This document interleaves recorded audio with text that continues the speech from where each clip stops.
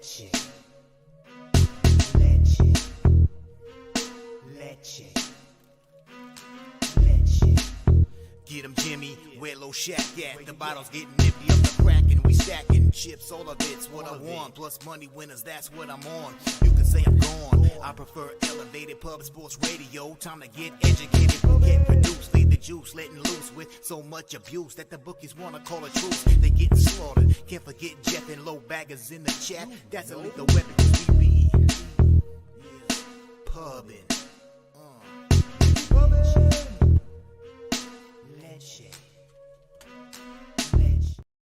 What up, cappers, gamblers, punters, hustlers, low baggers? Happy Wednesday, December 20th to all of you. Thank you for watching Betting with the Bag right here on Pub Sports Radio. Man, it has been a roller coaster ride little last few days.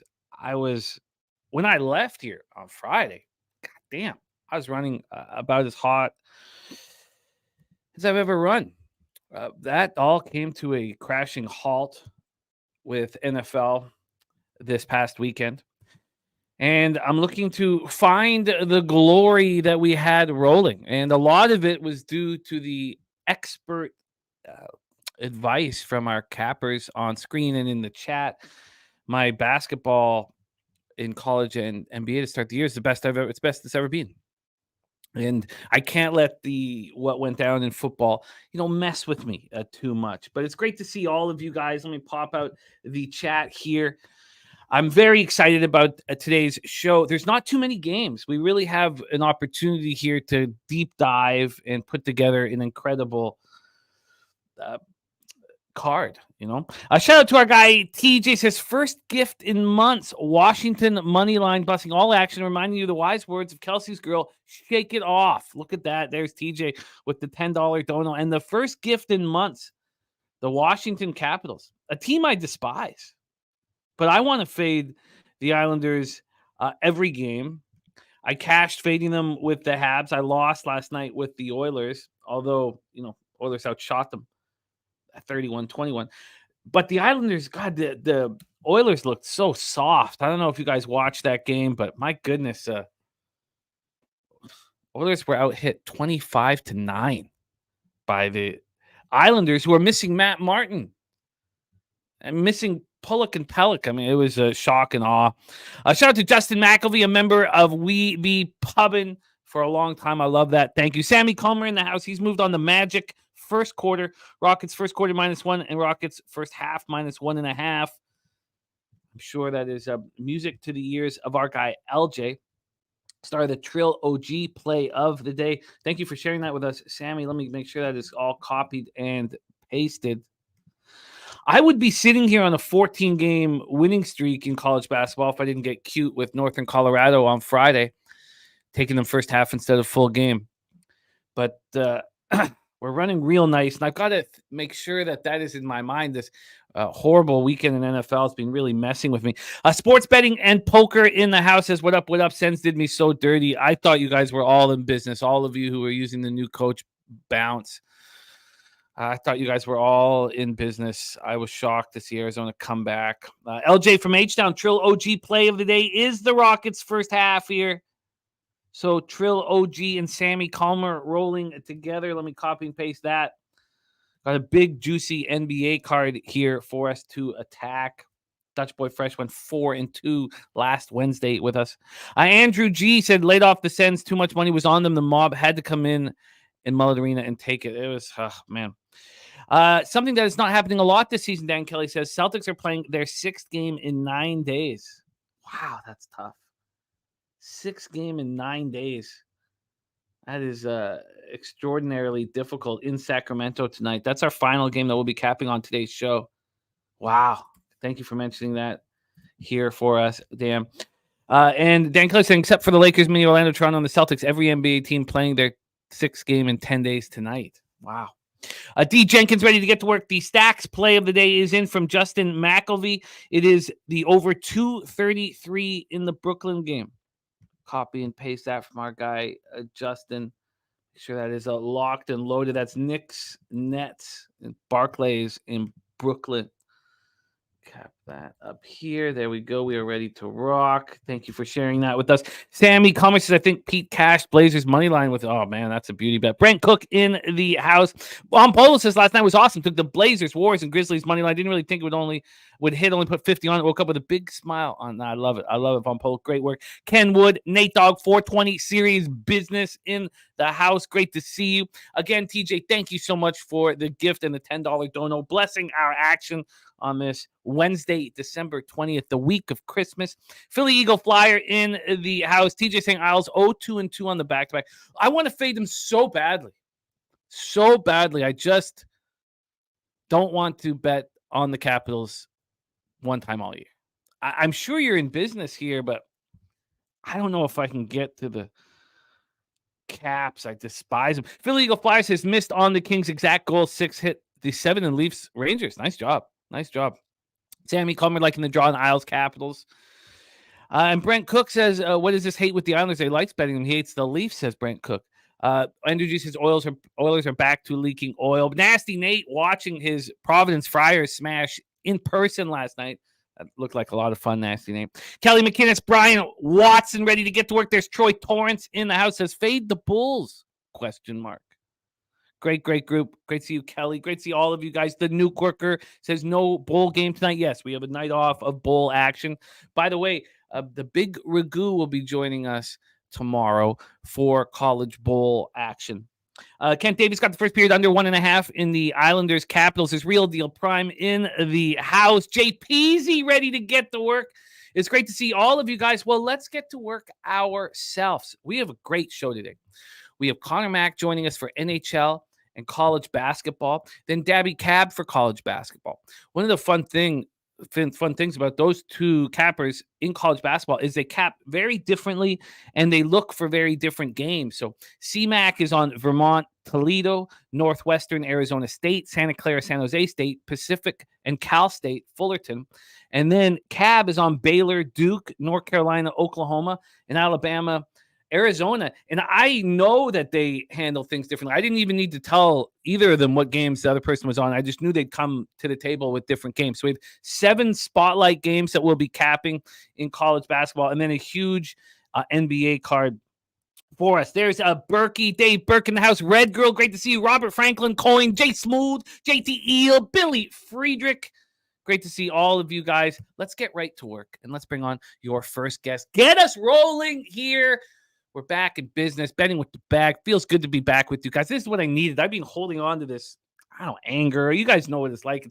The losses hurt more than the wins feel good. And, it was a tough weekend. And then 0-3 last night in the NHL. So I'm back. I was in the black after Friday or Saturday, whatever it was.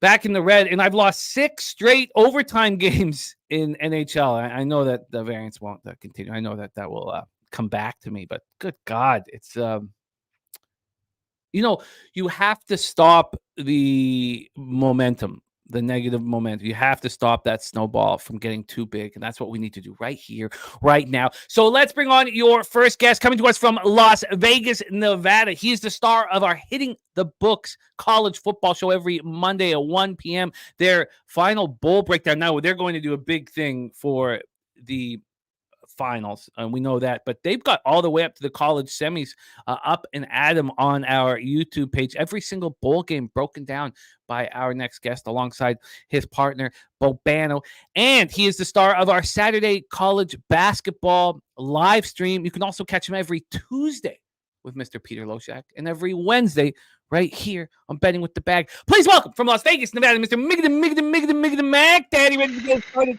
How are you on this Wednesday morning, CMAC? I'm great. I've been up all morning capping, so I'm ready to roll. Yes, ready to roll. Fresh and ready, baby. I got a message from you so early. I was not sure if you were still up from the night before. No, I was up and I go, oh, I got to send you the games because I had the games and I didn't hit send. I fell back asleep. So that was a 2 a.m. send. I went back to bed for a couple hours. I was so worried. I was like, oh man, this guy does not sleep. Okay, so that's in business. C-Mac, it is great to see you. Jared Bush, by the way, Turfway Park, moving at Turfway Park, race 5:12 exacta box for Jared Bush. Anybody looking for extra action? Justin McElvey says, C-Mac, appreciate the Hoyas with the hook yesterday. It is great to see all of you guys. Kent Davies cashed on UTSA, even though Frank Harris sat and the line moved aggressively against me prior to kickoff. There was a lot of anger around that. And Caddy on Dylan Brooks over 1.5 here. Billy Friedrich says Pacific is the worst NCAA team against the spread playing tonight. We're going to get into all of that. Great to see all of you guys. Let's roll C-Mac in NHL. We start 7:30 p.m. Eastern. New York Islanders 15-8-8, 6-5-2 on the road at the Washington Capitals, 15-9-4, 8-4-2 at home. Capital One Arena in Washington, D.C. We have Semyon Varlamov versus Charlie Lindgren, who's been very good. Charlie Lindgren has been very good this year, and so is Varlamov. The Islanders have so much money invested in goaltending, and we're seeing that help. Now, it's tough for these Islanders here without Pulock and Pelech and Mayfield, 3 defensemen that bring size and toughness and defensive awareness. They're also missing Julian Gauthier and Matt Martin. And Matt Martin is, brings the toughness and the consistency and the accountability to both on the ice and off the ice. So they're missing a lot of key pieces here. Varlamov, 6-4-1, 2.73 goals against average, 919 save percentage, 2 shutouts. Charlie Lindgren, 6-3-2, 2.45 goals against average, 925 save percentage, 2 shutouts. New York Islanders, 26.4% power play. I do not remember that. I do not remember the Islanders having a power play over 25. I think if we go back to the Pat LaFontaine days, the Pierre Turgeon days, I don't know if they were over 25. I don't remember ever. Maybe we got to go back to Mike Bossy, Trottier, Dennis Potvin. I can't tell you when it was. By the way, speaking of Bossy, I just need everybody to know, because when we talk about the greatest players in NHL history, his name doesn't come up. And nobody has scored more goals per game in the history of our sport than the great Mike Bossy. And his name just doesn't come up enough. He's no longer with us. He died, and he's just not talked about enough. He was phenomenal. The choices he had to make when he was a kid playing in the queue, getting just bullied and the shit kicked out of him every game, and those were the back injuries that affected him later. I digress. And the reason why it comes up is because Ovechkin hasn't scored a goal in 13 games. He has 5 this year in 28 games, and 2 of those were empty netters. His shooting percentage is 4.8%. That's what Ovechkin is doing right now. Robert Franklin on the Islanders plus 105. This Washington power play with Ovechkin unable to snipe anymore, 9.8%. Penalty killing, 81.5%, though. Let's get into the line history and hand this over to our guy, C-Mac here. From a line history standpoint, the Islanders are at plus 104. They're at plus 104, and they opened up at plus 107. There's been very little movement. We've already heard from the gift here. The gift from TJ is on the Capitals. This total is at 6. It opened up at 5.5, and it's moved to 6. So we've had a half goal move to the over. And I don't know who can bet unders in Islanders games with this roster, the way it's set up right now. The Islanders are on the second half of back-to-back after snapping their 2-game losing streak with a 3-1 victory at home over the Oilers last night. We talked a little bit about it off the top. They took the game over with their special team play in the second period. They scored 2 power play goals. And then Simon Holmstrom scored his 5th shorthanded goal. Now, I know their penalty killings is 72%, but these shorthanded goals have been crucial. I mean, Simon Holmstrom has scored. They're backbreakers in any game. You're on the power play, you think you're going to roll, and Simon Holmstrom rolls up and snipes one. So he's got 5. I talked about who they're missing. The Capitals snapped their 2-game losing streak with a 2-1 shootout victory at Carolina on Sunday. Sonny Milano, TJ Oshie are out. Max Pacioretty is close to making his season debut. I don't know what that's. I think that will spark the room. I don't know if that will spark anything on the ice, but I think it'll spark the room. Take it away for us here, C-Mac. Islanders, Capitals. These are 2 teams that I don't want to bet. Now, when Pulock and Pelech are back, I will want to bet the Islanders. Take it away, my man. Yeah, these are 2 teams I really don't want to bet much either. You talked about the Islanders, which has been weird. As of late, dead over team with all these goals. Their power play, top 3 in the NHL. I can't remember that in a long, long time. the Islanders scoring goals like this. And yesterday, kind of the weird thing, that goals right away for the Oilers and just nothing else. Second period, Islanders scored 3 goals and boom, that's the end of the game. It's kind of been weird because all their games, it seems like lately, are 4-3, 5-4, 3-5. They've just been, and a lot of them wins. I mean, they have those back-to-back losses to the Ducks and Habs. And on the flip side here with the Caps, they're at home. This team has to play, just slower. Slow, you know what I mean? Like slow everything down. They don't score a ton of goals at all. It's just they want to just eke this out because you were showing this total. The Islanders just right now dead over. Washington wants to keep this under, so I don't want to mess with that at all. Islanders on the back-to-back. People have already put in there TJ with the gift. The play is the Capitals.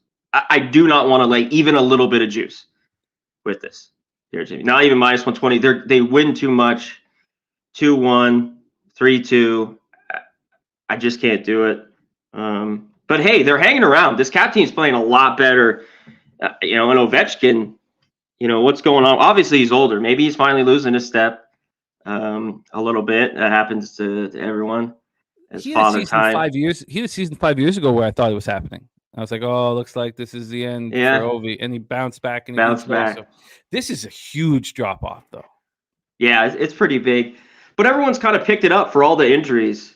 These Caps are kind of hung in there. I think they do win. Just in the end, I had to stay off. It's them or pass here in this game. It's a funny, Slatsy talking about Horvat going off. The thing that I like the best, I love Barzal, Port Coquitlam guy from Vancouver, from my hometown, and I love him. But Anders Lee is finally starting to show what he had shown a couple years ago when he got the big contract, became the captain. When we go over to the other side for the Caps, that I think Tom Wilson is everything you want in a playoff performer, and I know a lot of people hate him, and that that's part of his. Well, that's what you want. I want him as my teammate. Absolutely. And that Strome Ovechkin line is good, but then what? Mm-hmm. You have nothing else. Kuznetsov doesn't want to be there. He's on the third line. That second line, you have McMichael centering your second line. Are you telling me that Alexei Protas, Connor McMichael, and Anthony Mantha are top 6 forwards? I mean, no, but they're in. That's that's their second line. Strome's been really good though, especially as of late on that first line at center. Nupflashance is still working on it, but headed to Caps, team total over the plus price. Look, TJ is absolutely right. The Capitals are the bet. And maybe with Charlie Lindgren and that, maybe I should just move on it. But I can't. I hate saying it. I'm trying to get myself to do it, but I do not want to back Capitals one time all year. I think the fact that they're 15-9-4, 8-4-2 at home is a huge benefit for us fading them in the future. And I think the fact that the Islanders are 15-8-8 as well. Remember, they've won 8 games so far out of 31 in the extra session. None of that is sustainable. I want to fade the Islanders so bad. I want to fade the Capitals so bad. Real Deal Prime says that 5.5, they were expecting low scoring, but it went to 6. I think C-Mac nailed it, saying that the Islanders are going to score and want to play fast, and the Capitals want to slow it completely down. And Kemper is confirmed, Coin says. Wow, okay, Kemper is confirmed. Wow. So, with all that said and done, I can't. And, I was really dealing with the horrible NFL week, and then I went 0-3 in NHL last night. So I'm not just going to I'm not going to reach it all here. And if that means that I've got to wait till that huge card tomorrow, then I've got to wait for that huge card tomorrow, because I know with C-Mac, Daby, and Dutch that I'm going to have NBA or basketball action, I should say. So, all right, let's move on. But the gift is in from TJ. Washington money line minus 114. Let's move on to 7:30 p.m. Eastern. The Detroit Red Wings 15-12-4, 7-6-1 on the road to the Winnipeg Jets 18-9-3, 9-5-2 at home at Canada Life Center, Winnipeg, Manitoba. Now here's a spot, maybe, right? Here's a spot now that can be moved on. Sammy Comer saying OT over Caps, team total over Caps money line. Sammy Comer ready to fire. Look, I just can't do it. I just can't do it. I can't. So Here we go. Red Wings, Jets. Now, I thought quite hard about this. We have James Reimer expected to be in net. Both Alex Lyon and Ville Husso are hurt in goal for the Wings. Laurent Brossoit is a goaltender that I think is pretty good. I'm surprised that the Oilers didn't make a big move for him.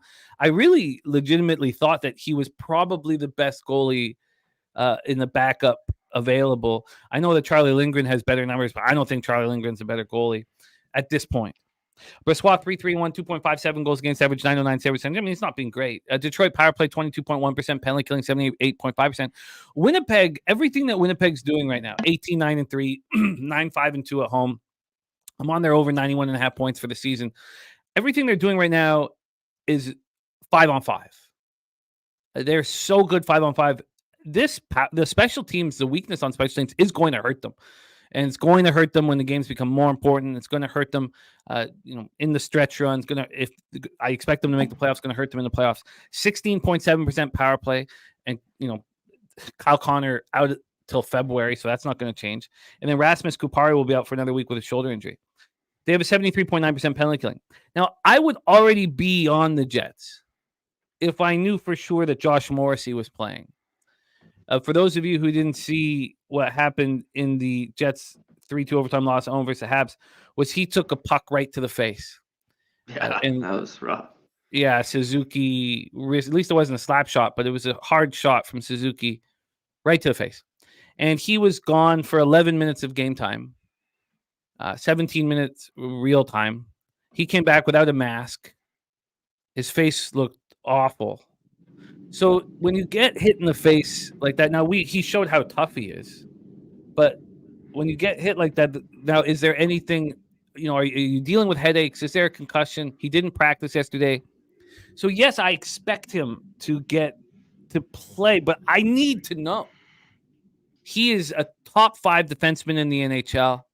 He'll be a Norris Trophy candidate every single season, and I need him out there. And I also think it's going to be a big boost to the room if he's, lacing them up after getting a puck in the face, and if he's not wearing a shield, all that and manly stuff. So that's the reason why I haven't moved right now. And then we talk about this a ton. There's my guy smoking mirrors in the house. Great to see you smoke. Then we talk about another thing, with this, with all of our action is, do you really want to sell low? And that's what you'd be doing on the Red Wings. I mean, they've lost 3 straight. They just lost 4-3 at home versus the Ducks on Monday night. They're only missing Klim Kostin and Matt Luff. There's no real, Larkin is back, and they just looked so bad against the Ducks. And that's not a spot where it's a profitable thing, selling a team so low. So the total's at 6.5 at the pick'em right now at Pinnacle.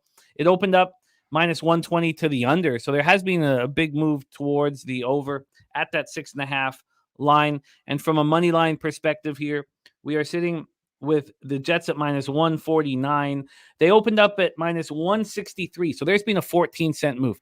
Now, that makes me not want to back the Jets, but that stupid move to the Buffalo Sabres took me off of the Blue Jackets, whom I told myself I was going to bet every game, and that made me want to smash something last night. So take it away for us here. Oh, and just very quickly, our guy BJ in the house is just dropping in to share with the fam best bets, Sixers money line, Kings money line. I'll copy and paste that. BJ, thank you for dropping by and dropping your action with us.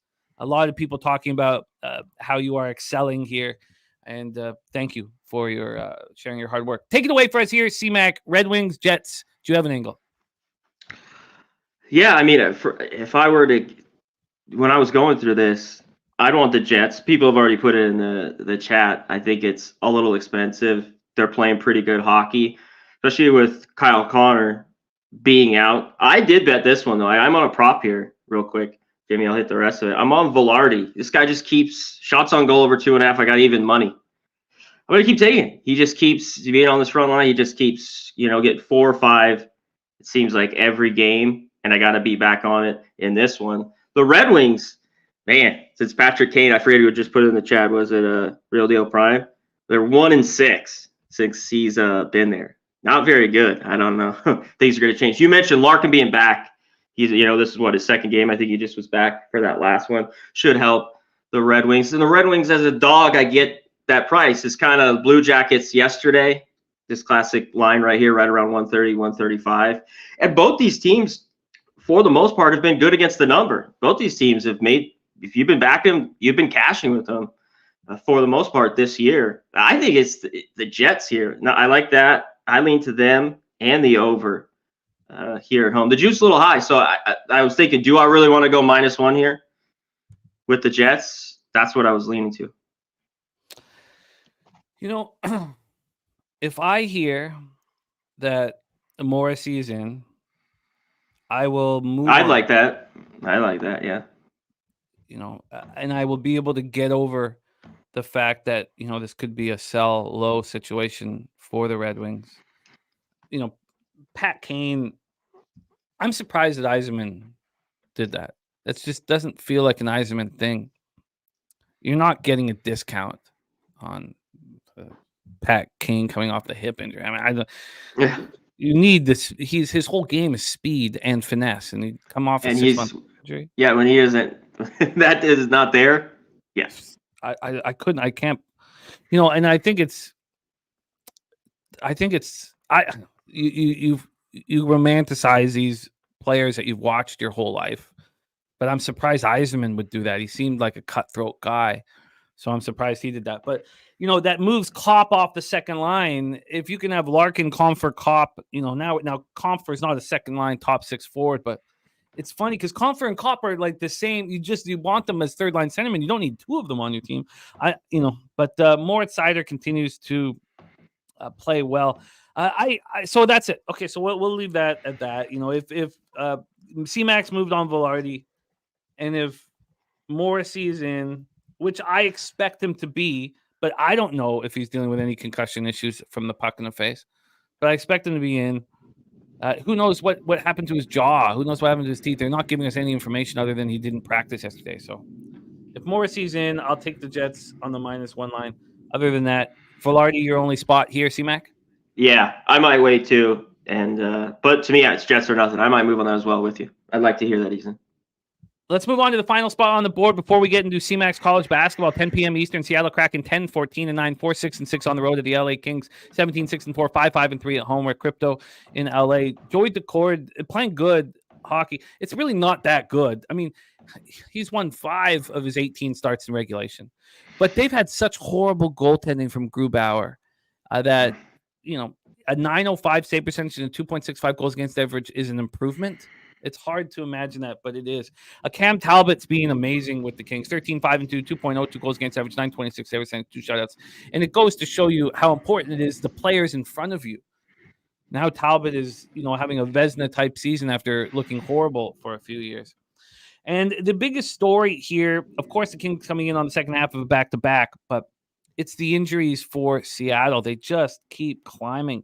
So it's possible that Jared McCann and Justin Schultz, it's possible that they could come back tonight. Possible. But generally speaking, these guys will come back, at home when they can come down, with their doctors approving everything, stuff like that. So I wouldn't count on them being in the lineup, but they have said it's possible. Then you have Bellemare, Burakovsky, and Jaden Schwartz all out. So we have real injury issues for Seattle. There's Joe T in the house. Great to see you. So Dave Burke says not to jump ahead, but if you can get LA Kings for 5 cents more, it seems way safer than the Jets. The problem here is this. And look, I agree. I think the Kings are the best team in the league. I've been saying that all year. 21.7% power play, 86.4% penalty killing. Seattle, 20.6% power play, 78.7% penalty killing. And this is a mistake that I make here when I kind of believe in the heart of teams. And it's not like I think the Kraken have a ton of heart, but these two teams played on when did they play? On just 2 days ago? Or yeah. Saturday night. So it was a 3-2 shootout win for the Kings in Seattle. The Kings dominated Seattle. They outshot them 38-19. Yes. Well. And now they're on the second half of back-to-back with travel coming down from San Jose. Seattle's got to be primed for this spot. They simply have. And I don't want, even though if you faded the Kings in every home game they played all year, you're rich. I'm not saying that that's the move, and especially with Seattle, because if you look at Seattle on the road now, they've played 16 games and they've won 4 in regulation. But I do think it's probably enough to keep me off of the Kings, a team that's, sort of snake bit at home against a team that they just, completely outplayed but barely beat. It makes me a little uncomfortable. The Kings are right now minus 161 at Pinnacle. They opened up minus 170. So we've had a slight move towards the Kraken. And then from a total situation here, we have a 6 minus 108 to the under. This opened minus 104 to the under. It got up to minus 111. And I guess looking back at it, these teams don't like each other. And when you see teams a lot in a short period of time, it builds animosity. I kind of like the under 6 now, talking about it a little more. Let me hear your take on this spot. Take it away, C-Mac. Kraken, Kings. Yeah, Kings here back at home. You talk about fading them all year and laying this juice. As you've been making money, and then bet on them on the road. You've been making a ton. It's like if McCann's in, obviously it's huge for the Kraken in their offense, because obviously this offense, even with him, isn't very good. Their power play isn't great. They just aren't. So him in or out, especially out, I got to look under. How do they score any goals here? And one thing with the Kings, which I've been on, there's not a lot of teams this year, Jamie, that like I could just really love unders. There seems a little more overs, But the Kings have been a good one for me. And I think it's that defense that just wears teams down.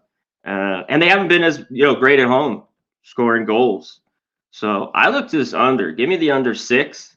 I think this is low scoring. I kind of looked at Seattle team total under 2.5 a little bit. I don't think they get to 3 goals here. And what do you think? I like it. I think I hadn't planned on that, coming in, but I want to say that Seattle is going to play better than they did in that 3-2 shootout loss because of how badly they were outplayed.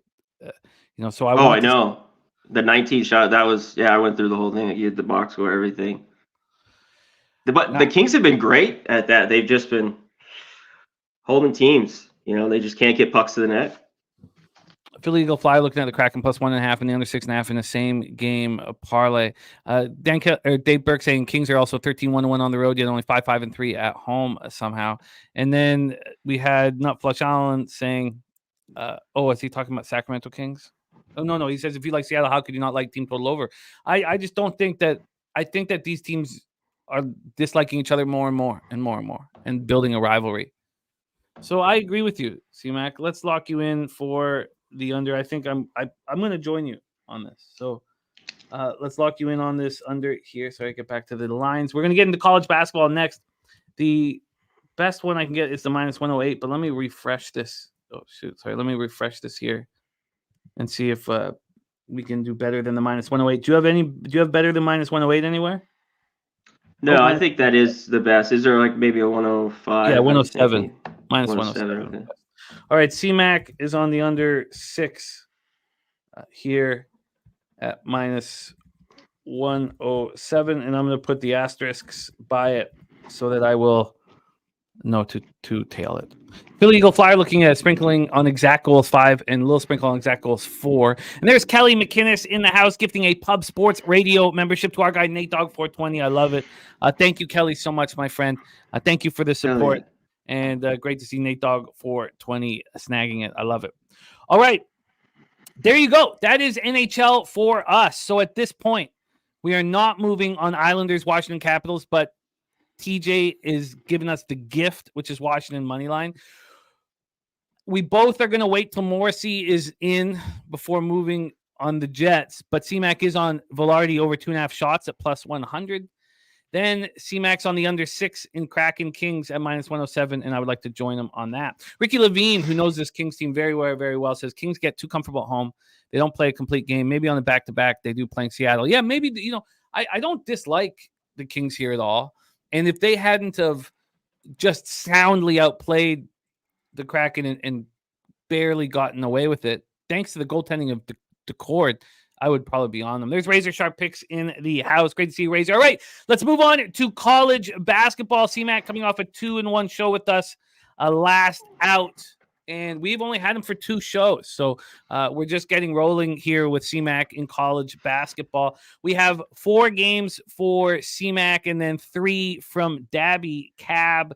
So let's get right to work. C-Mac, we're going to use the cash flow here now. We weren't using it, of course, in NHL.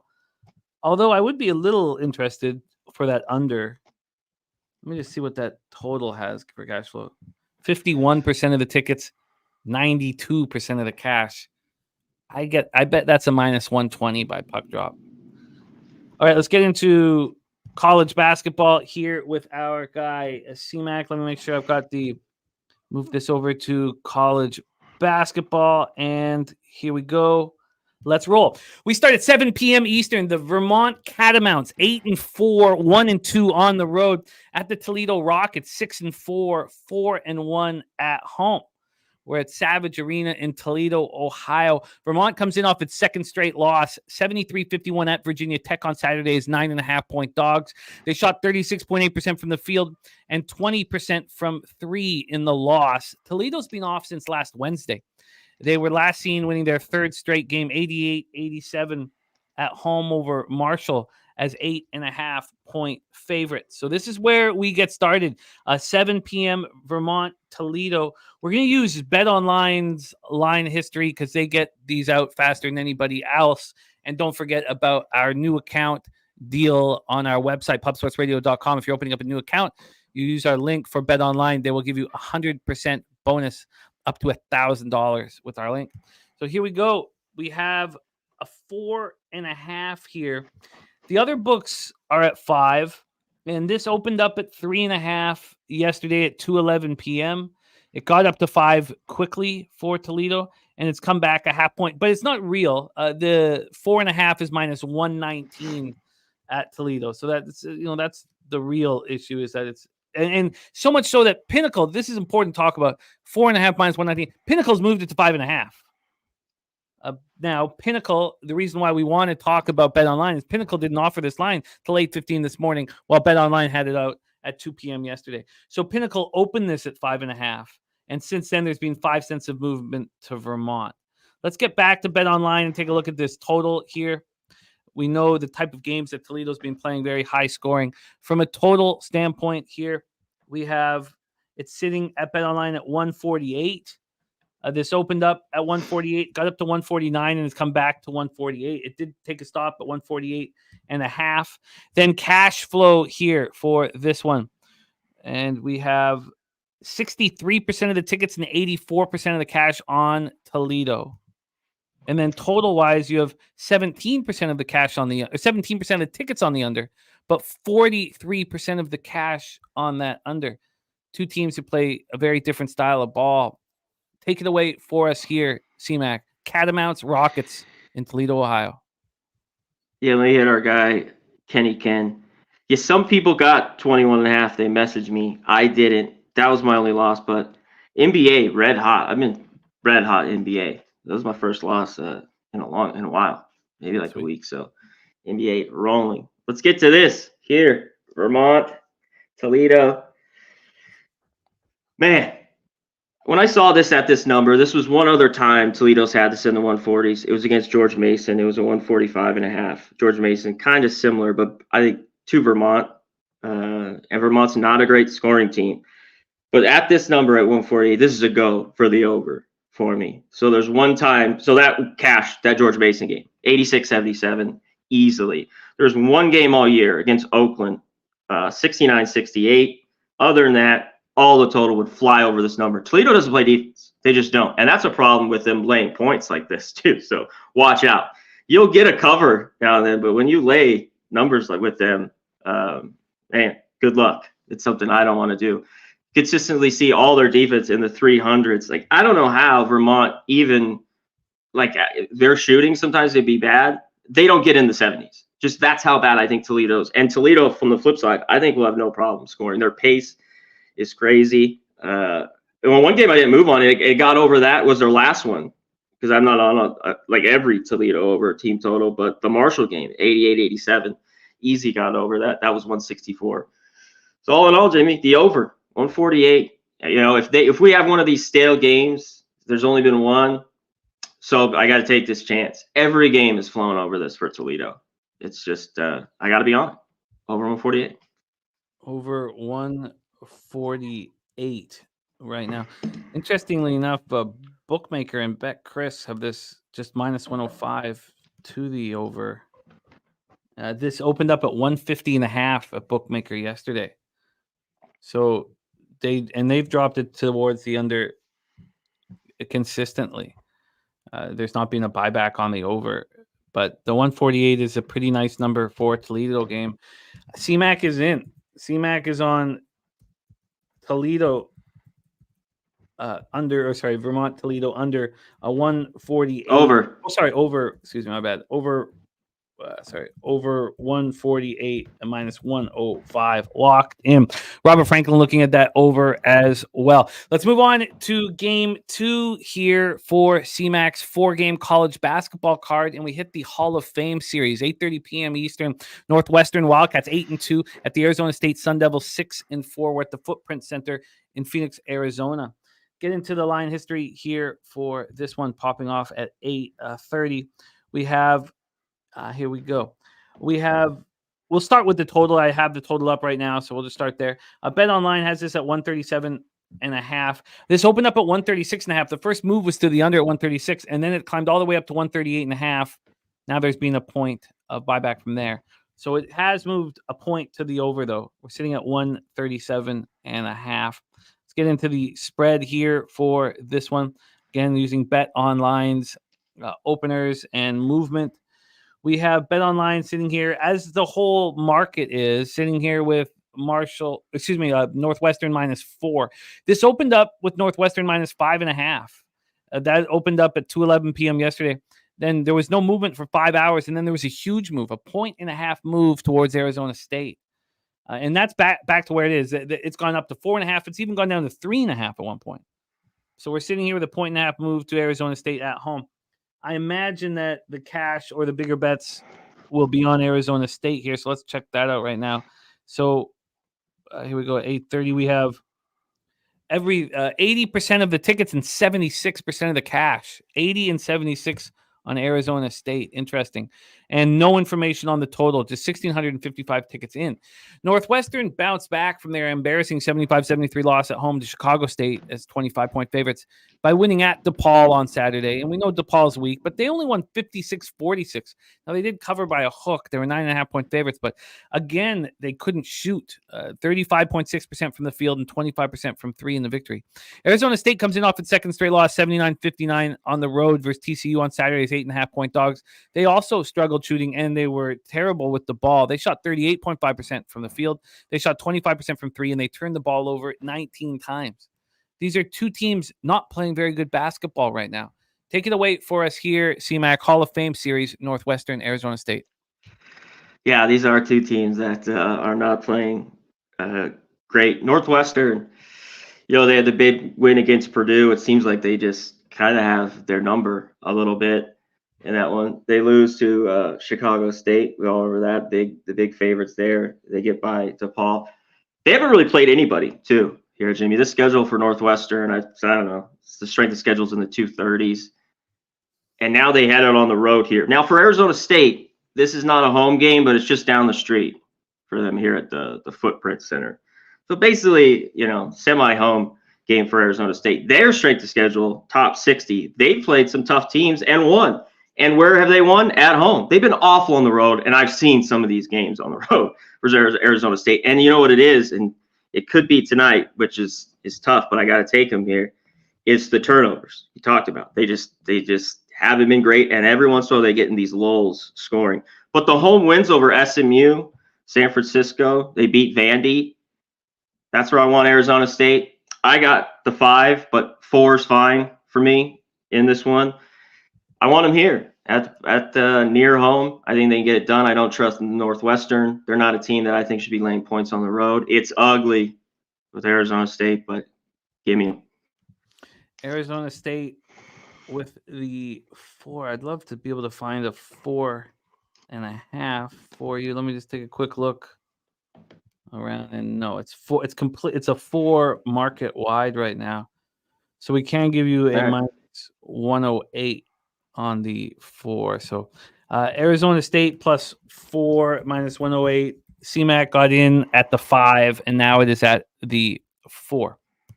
There we go. CMAC's moved on the first 2 games. Let's move on game 3 for CMAC. This one starts at 10 p.m. Eastern. Santa Clara Broncos 8-4, 1-1 on the road at San Jose State. Spartans 6-6, 4-1 at home with Provident Credit Union Event Center in San Jose, California. We have 2 spots for CMAC at 10 p.m.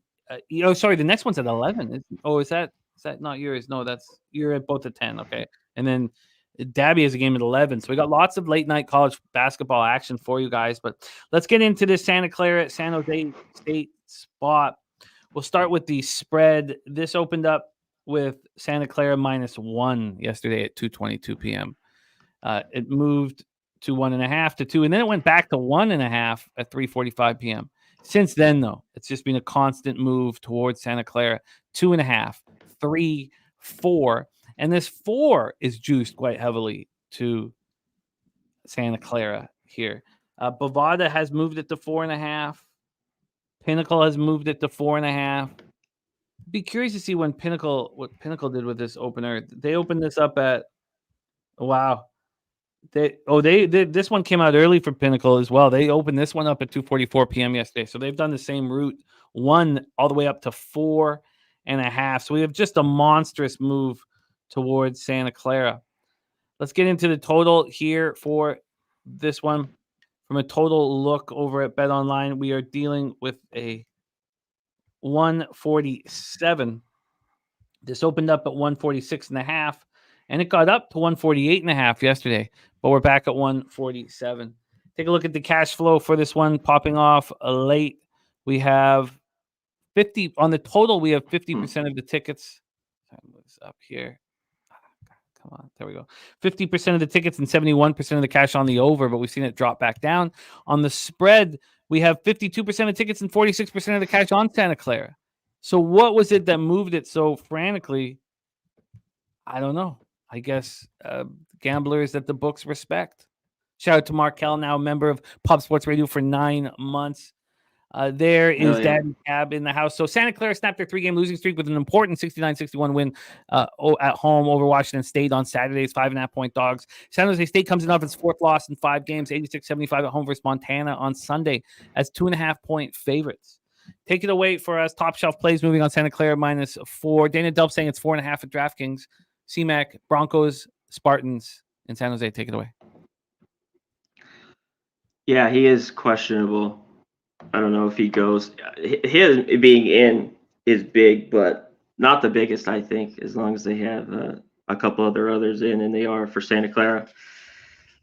Yeah, I hate this is moved here. I think 4 might be my limit. This because I had this line like 5.5, so I just right away when I saw the 2, Jimmy, I saw value. Sorry, phone going off alarm. I thought there was a ton of value, and it's moved in this game. San Jose State's been very good at home. They've shot the ball well. They don't really have a standout guy on offense. It's kind of 5-6 guys that play well, but I don't think they're very good defensively. They finally dropped one at home to Montana, and going through all their games, there's a lot of teams like that I think aren't as good as Santa Clara. And Santa Clara dropped a couple of tough ones there. Talking about some of the injuries they had. Marshall's out. They got blown out here in Henderson. To New Mexico. We had the over last week with Utah State that got there. I think this might get over, with them. They played good defense in that last game versus Washington State. I think they're just getting healthy, and it's tough to give this now at 4, but I think they can go in there and win. And what did you get it at? 2. A 2, yeah. No, I get it. I'd keep it that way. I get it. So Santa Clara Broncos here, snagged by CMAC at 2. So you have to ask yourself, do you want it now at 4? And it's very difficult.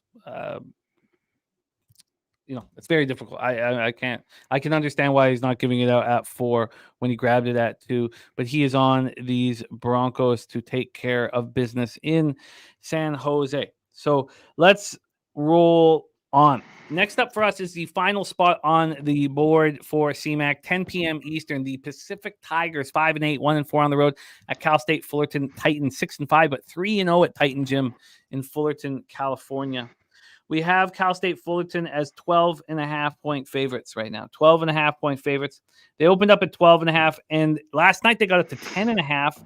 Then at midnight they got up to 13.5. So there has been a point of buyback on Pacific. So it's gone from, I guess there hasn't been. So it's not moved. It's 12.5, 12.5. There's been no movement now. After that 14.5, early 14.5 run. Take a look at the total here for this one. From a total perspective, we have back here. From a total look, we're sitting at a 137.5, a juice to the over. This opened up at 135.5. We've had a 2-point move to the over at BetOnline. Not only that, but it's minus 120 to the over. Juiced at BetOnline towards that over. Take a look at cash here for this one. From a cash perspective, 47% of the tickets are on CS Fullerton and 76% of the cash. So it's 46 and 76. From a total look here, we have no information, but we know the lines move towards the over. So there you go. Pacific comes in off a 68-46 home win Monday night over Div 2 Stanislaus State Warriors. Prior to that, they'd lost 5 straight games versus Div 1 competition. Cal State Fullerton had their 4-game winning streak snapped on Sunday in an 88-65 loss at Boise State as 12.5-point dogs. Take it away for us here, CMAC, Pacific, Cal State. Yeah, this isn't the sexiest game here on the board, Jimmy. We got Cab coming in for all the big games coming up. But I think there's money to be made in games like this. 2 teams that aren't very good scoring. And Fullerton a lot better on defense than Pacific. Pacific, one of the worst in the country scoring the basketball. I mean, this team's horrible from 3. They're horrible. They're not efficient, 41%. They're just not very good at all. You know what I really loved in this game, Jimmy, was their team total under. I just really wanted 63.5, 64.5. I see their team total under 62.5. They haven't got there all year long, kind of at that number. I worry it could slip over. There's been some 68s, in a game like this. So I'm just going to go full game, even though their defense isn't great. But Fullerton's not that team that's going to, I think, score 80 points. Could they? Maybe, because that Pacific is that bad. I think they stay, maybe low 70s. So give me the under here. I disagree with this line that's moved up a little bit. Give me is there 138 out there? I'm not sure. You can at Pinnacle, you can pay for it at minus 116, but let me see if we can get one, just a legit 138 here. We can, yes. There's one at Heritage, also at Bookmaker. Yeah, I see that. 138, and there's even, oh no, those are 2 dodgy books, but some of the real dodgy ones that we don't talk about are at 138.5, but I can't use those. See, 138. No. So 138 minus 108. Under 138 minus 108. So what do you think about this, CMAC? You have a weak Pacific Tigers squad that we know struggles on the road. We know that Cal State Fullerton is 3-0 so far, in Titan Gym. They're also coming off losing at Boise State by 23. They're an angry group. Do you think they take that out on Pacific in the first half? What do you think of a Cal State Fullerton first half -7 type situation? I do like it. I don't love them offensively. There's just, even as bad as Pacific is. But maybe you're right when just talking about that is either. With teams like that, even against a bad one like Pacific, I just don't love jumping on and laying points with. But they should. They should win this game pretty handily. They could struggle to shoot the ball. It's just that Pacific has been so bad this year, especially defensively. And look, Pacific's horrible against the number. How many times are you going to get Fullerton laying this many points as well. They're 1-11 Pacifica's ATS this year. Awful. Okay, I have some interest in I Cal get State it. first half. Just because of that 23-point loss, snapping that winning streak. Now they come back home. I don't see how a team that just lost by 23 could take Pacific lightly, and I think that would be the concern every time you play Pacific is whether or not you take them lightly. Yeah, what's So, the number? First half? 7. 7. Yeah. Yeah. 7. All right, I have interest in Cal State first half -7. CMAC has moved on the under 138 at -108. There you go. Mhm. So CMAC's on that under 138. Pacific Cal State. He has Santa Clara -2 in his pocket. It's now -4. And then CMAC has Arizona State +4 at -108. And the Vermont Toledo over 148 at -105. We'll review his looks in NHL here at the end of the show. CMAC, thank you so much for sharing your hard work with us. A big, are you guys going to do the Saturday live stream on the 23rd? Is that still in the play, or is that Christmas break for you guys? Yeah, I think we could do it. I don't know. Maybe ask Cab when he comes on. I have a few things going on, but I should be okay by Saturday. I'll shoot him a message. So I don't know. I think we'll be all right. Well, excellent work here, CMAC. You can catch CMAC here every Wednesday on Betting with the Bag, every Tuesday on the Peter Loshak Show. And then, of course, we have him starring in our Hitting the Books college football show. Go check CMAC, those out, too. Check them out. I said, go check them out. They're all up. Yeah, They're yeah. in order. Get 'em. They're in order here as they roll through on our homepage, YouTube page right now. So check them out for sure. CMAC, thank you for your time, man. Any last words for the Cap Report in the show? Oh, best goddamn chat in the goddamn game. Hands goddamn down. Hell yeah. We be pubbing, baby. There he is, our guy, CMAC in the house. Let's bring on our next guest. Now, our next two guests, one for college basketball, one for NBA, they combine to host our new Wednesday night live stream all about the hoops that pops off at 7:15 p.m. Eastern this evening, both NBA and college basketball. And he's also the star of our Saturday NCAA live stream alongside Conor Mac. Please welcome from Dallas, Texas, our man Daby Cab in the house. Daby, how are you? I saw that bottom mute down there. Jimmy, I'm good, man. I'm fired up. We kind of been on ice the past week and a half. Haven't been, my forte, my favorite type of games. Today, we are lined up with good action, good matchups. I'm excited as hell. We're ready to make some money, man. Got the chat rolling in. Everybody in the chat, Real Deal, Justin, Kenny, Sam, Fade My Picks, man. Everybody, if you can share this, let's get this bitch jumping, man. I'm ready to make some money, Jimmy. Well, let's do exactly that. You are breaking down the big games on tonight's card. So let's get to work. We start at 7 p.m. Eastern. The number 10 ranked Baylor Bears 9-1 versus the 21st ranked Duke Blue Devils 7-3. And we're at Madison Square Garden in New York for this marquee matchup between Baylor and Duke. Let's get into the line history here for this spot. Again, we're going to be using BetOnline's line moves as they are first to the table with their action. And we have a giant game to discuss here. So we'll start with this total. This total sitting at 154. It opened up at 155, dropped to 154, got up to 154.5, back to 154. It's sitting right now at 154.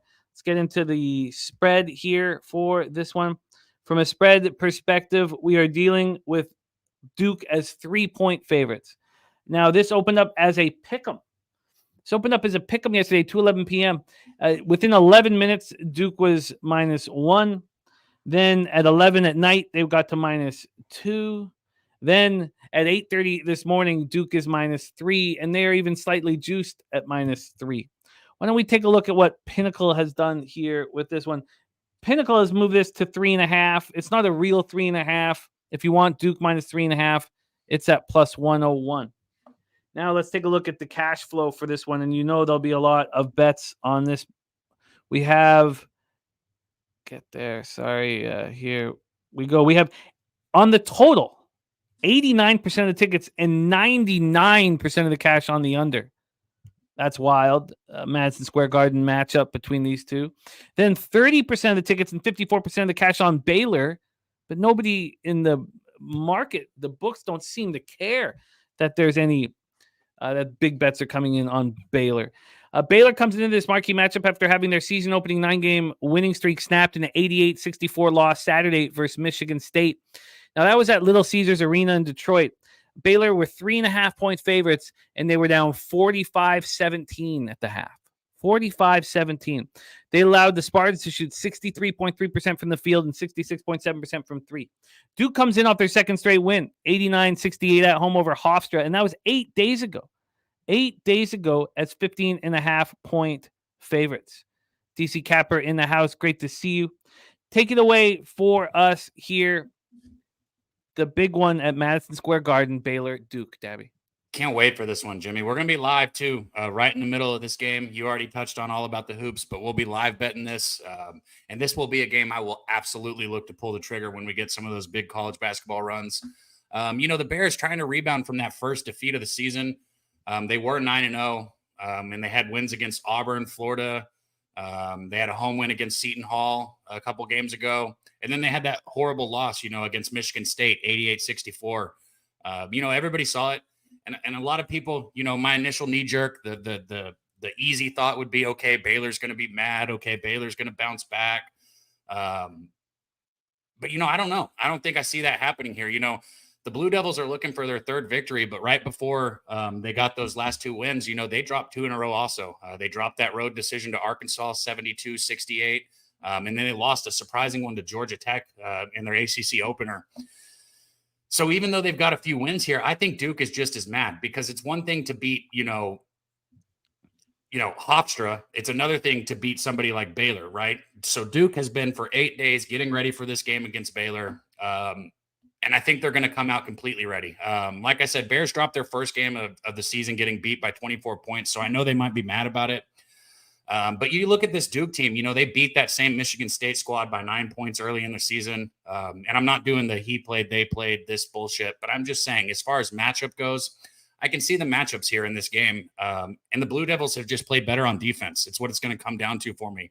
The Baylor Bears are giving up 99.2 points per 100 possessions, while the Blue Devils are only giving up 96.3 points per 100. And I think Baylor's numbers are inflated due to the easier schedule. That's one of the most important things to look at here. Duke is shooting 48.5% on the season, and I think they're going to have success against this Bears squad who ranks 193rd in field goal percentage. I do not think that the Baylor Bears defense is going to hold up here against Duke. I know we've talked about this number moving all around. I tweeted it out. You were tagged in it, and then I put the addition under it. I got in at 1.5 on Duke here. I wish that I took the minus 111 because I was staring at that money line when it came out of the pick 'em. And then I saw it move to 1, and then I saw it move to 1.5. And I went ahead and pulled the trigger because I imagined this being at 3 or 3.5 today. So I got in on that 1.5, and I tweeted it out for anybody that pays attention. Locked in here for Daby Cab. Let's see, because I did retweet your action. And it's right under it. Anytime I add, I just tweet underneath the same thread. I feel you. Duke minus 1.5 here at minus 110. Locked and loaded. Jared Bush says, save some cash for Turfway Park tonight. It's got some winners tonight. I like it, Jared. And you can drop those too in the basketball live stream. I'm sure a lot of people will hammer that as well. Chess and Poker Daily says he likes Duke and the over here in this one. And Cab is on the board. Duke minus 1.5 at minus 110. Let's move on to the Jumpman Invitational. This one is at the Spectrum Center in Charlotte, North Carolina. Number 11th ranked North Carolina Tar Heels versus number 7th ranked Oklahoma Sooners here. Let's take a look at the line history for this one. This one pops off at 9 p.m. Another giant marquee matchup. Go over to BetOnline's market moves. They've got Oklahoma here at +3. and Oklahoma opened up at +1. So we've had the 2-point move towards the Tar Heels. This has only gone towards the Tar Heels. There's never really been buyback. I guess you could say there's a bit of buyback now. There's 6 cents of buyback. It's actually at -107, changed 15 minutes ago, 6-cent move to Oklahoma. But other than that, this opened up -1. It moved to 2. It moved to 2.5. And now we are at 3. I know that you tweeted out your action here in this one as well, Cabby, but let's talk about the total and sort of set a stage here for you. From a total side of things here, we're sitting at 155. This opened up at 153.5. It got up to 156 before there was a point of buyback. So we have a move to the over, and we have a move to the Tar Heels. Let's see what's going on with the cash flow then for this one. 88% of the tickets and 95% of the cash is on North Carolina. Wow, that's a lot. At least the market's moving in their direction. 35% of tickets and 84% cash is in the under, and the market is not moving in that direction. Here we go. North Carolina comes in off its second straight loss, 87-83 at home versus Kentucky on Saturday. The Tar Heels were out rebounded 43-32 in that loss. Oklahoma comes in off its 10th straight win to start the year, 81-47 at home over Green Bay on Saturday night. Take it away, Daby Cab, the Jumpman Invitational, Tar Heels, Sooners. Everybody caps different, Jimmy. So I'm going to just tell everybody what I do. I try and envision how I see the matchups playing out in the game. Obviously, I look at the number. I look at everything I can. But my number one thing is matchups, right? I look for how I think teams are going to match up. I have been waiting for this game, okay? Ever since you and I bet you, well, you had USC full game. I had USC first half against Oklahoma. Got out luckily with that one. Ever since then, I've been waiting for this game. Oklahoma, I know that they're undefeated, and I'm not saying they're a bad team. They've been playing outstanding on defense. I'll touch on some of the numbers, but they have not played anybody, okay? USC is the best team that they've played right now. Strength of schedule matters. End of story. North Carolina has faced the 16th toughest schedule in the nation so far. I mean, they played some of the best teams in college basketball. Oklahoma can't say that. You know, they have the 331st most difficult schedule in the nation so far. That's so they're undefeated. Okay. I mean, cool. That's not impressive to me. UNC would be undefeated too if they played Mississippi Valley, fucking Rio Grande, right? Arkansas Pine Bluff, they'd be undefeated too, right? So don't look at the record and get lost in that. I know that Oklahoma is ranked higher than North Carolina. I do not think they're a better basketball team. I think North Carolina has better guards. I think North Carolina obviously is a better player in Baycott down low. And I think the big man Baycott's going to run this game. I just, Sooners have only, I'm going to say it again, they've only played one ranked team this season, and they barely beat UNC or USC by 2 points in that game. And I was able to cash USC in the first half. North Carolina is a much stronger team. They're going to be hungry here to make a statement win over Oklahoma, especially coming off losses against UConn and Kentucky.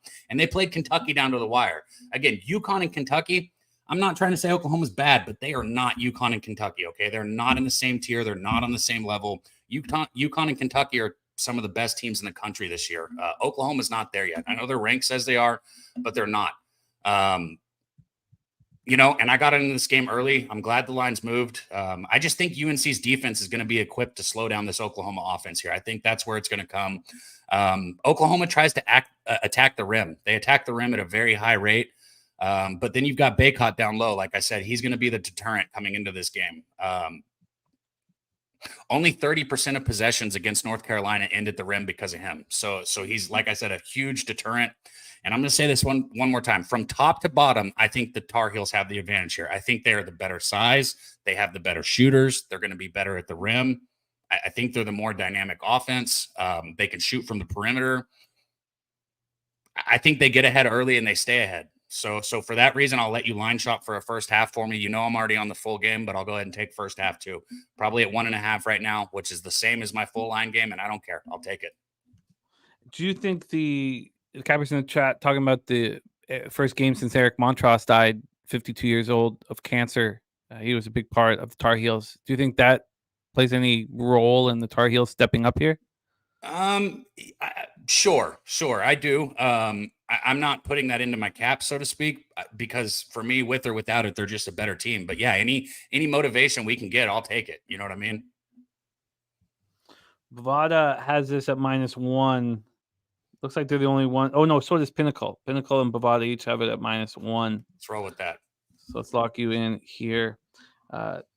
So here we go. So Daby is on North Carolina first half -1 at -110, and he's on the full game -1.5, and that was also at -110, right?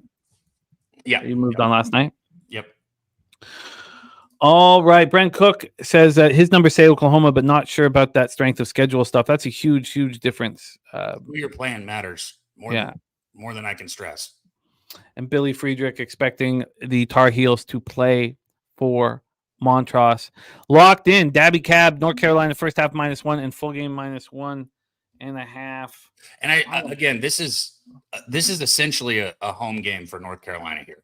Just for anybody, I mean, they've got the home court advantage here. Even though they're not at home, they're just right up the road. Oh yeah, no, it's Spectrum Center for this one. Yeah, no, this is definitely going to feel like a North Carolina home game. All right, let's move on to 11 p.m. Eastern. This is the Hall of Fame series. Alabama Crimson Tide 6-4 versus the number 4 ranked Arizona Wildcats 8-1. So we're back at the Footprint Center in Phoenix, Arizona for this. This is the game that follows the Arizona State game. Let's take a look at the line history here for the last game on the board. I think I might still have the first half on, so I'll move over to full game. And here we go. We're going to start with Bet Online. They have Arizona at 7 at -116, and that is juiced. The other books are at 7.5. This opened up with Arizona as 6.5 point favorites. It went up to 7, got back to 6.5. Then it got up to 7.5 this morning. It was 7.5 early this morning, and another drop to 6.5 around 10 a.m. before it settled at 7. Other books at 7.5. With all that bouncing up and down, I'd be curious to see what Pinnacle has done here. Pinnacle opened this up at 7 and moved it to 7.5 at 8:30 and have kept it there. So take a look at the total then for this spot. Here we go. Sorry, going to have to refresh this. Sorry, give me 1 second. Take a look at the total here in this late game DGen special time slot for us. We have a hugely high total. This is the second highest total on the board. The only higher total is that Toledo total. We're sitting here at 175.5 at Bet Online. This opened up at 174.5, got down to 173. That was the move yesterday. There was a 1.5 move to the under yesterday. But now it's back at 175.5, and it's also juiced to the over. See a lot of 176s on the board. There's Loopy in the house. Great to see you. Let's take a look at this cash flow here. From a cash flow perspective on that total first, you have 63% of tickets and 59% of the cash on the over. And we get over to the spread. We have 34% of the tickets, but 66% of the cash is on Alabama here to keep it close. Alabama comes in off its second straight loss and third in 4 games, 85-82 at Creighton on Saturday. Now, they did cover. They were 7.5 point dogs. Arizona had their season opening 8-game winning streak snapped in 92-84 loss on the road at Purdue on Saturday's 1.5 point favorites. Darryl Lyles looking at the over in this one. Take it away for us here. Hall of Fame series, Daby Cab, Alabama, Arizona. I mean, the total's high for a reason. Both of these teams have similar styles. They both have size. They both have really good shooting guards. One thing to touch on, too, both of these teams have games against Purdue recently that we can look at. Both teams lost to Purdue by similar scores. Arizona lost 84-92. Alabama lost 86-92. This game is on a neutral court, but just like the North Carolina one, the environment's going to favor Arizona. It's in Phoenix, so it's in Arizona. It's going to feel a little bit like that Michigan State game against Baylor did over the weekend, I think. Look, Arizona, they've got the environment advantage. We talked about that. Where this game comes down to for me is defense, and a lot of it today has been defense. Alabama's allowing 45% from the field and 77.6 points per game, while Arizona, who's played a much tougher schedule, only allows 40.7% shooting and 67 points per game. You look at what Arizona's done, 8-1 ATS for us. I don't see any reason why they can't cover the spread against Bama here. I got a 6.5. I still like the 7. 7.5's getting up there because if this game does come down to free throws, you don't want to add any extra points to it. I think, we talk about teams being mad, not bad. Arizona's coming off that loss. I think they're going to want to get right back on the court here. They're going to have a good environment. And again, so shout out to I Want That Cat. He said Alabama was making every three on that Purdue game. Alabama played as good of a basketball game as they could have possibly played in that game. However, on the other side, Arizona against Purdue, I don't think Arizona played as good as they can play. I think Arizona can play better. I think they will play better. I think Arizona's still a little bit better team here. So I'm back in Arizona here, -6.5. You got it locked in. Arizona -6.5 at -110. Dabby's on North Carolina first half -1, full game -1.5. That seems to make a ton of sense here, for this first game after the death of Montross.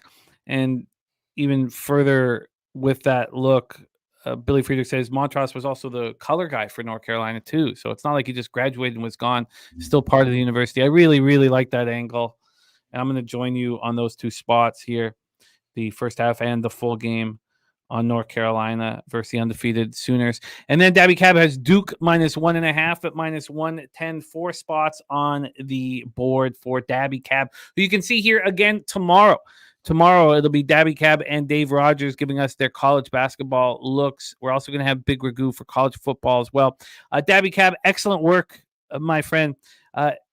Tell us a little bit more about what's going to go down here on All About the Hoops with Dutch Boy Fresh this evening. I mean, it's simple. We're going to show up and we're going to make money. So if you like making money and you like basketball, be there. We're going to cover the NBA. We're going to cover the NCAA.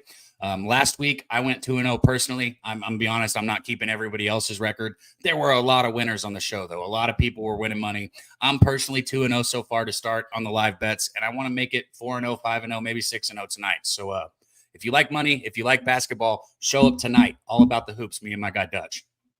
I love it. I love it. And follow Daby Cab on Twitter. All of these spots, except for that first half on North Carolina, he tweeted out. Respect to our guy, Dabra Cadabra, star of our new live bet show, All About the Hoops. Dabby, any last words for the Capri Sporting Show?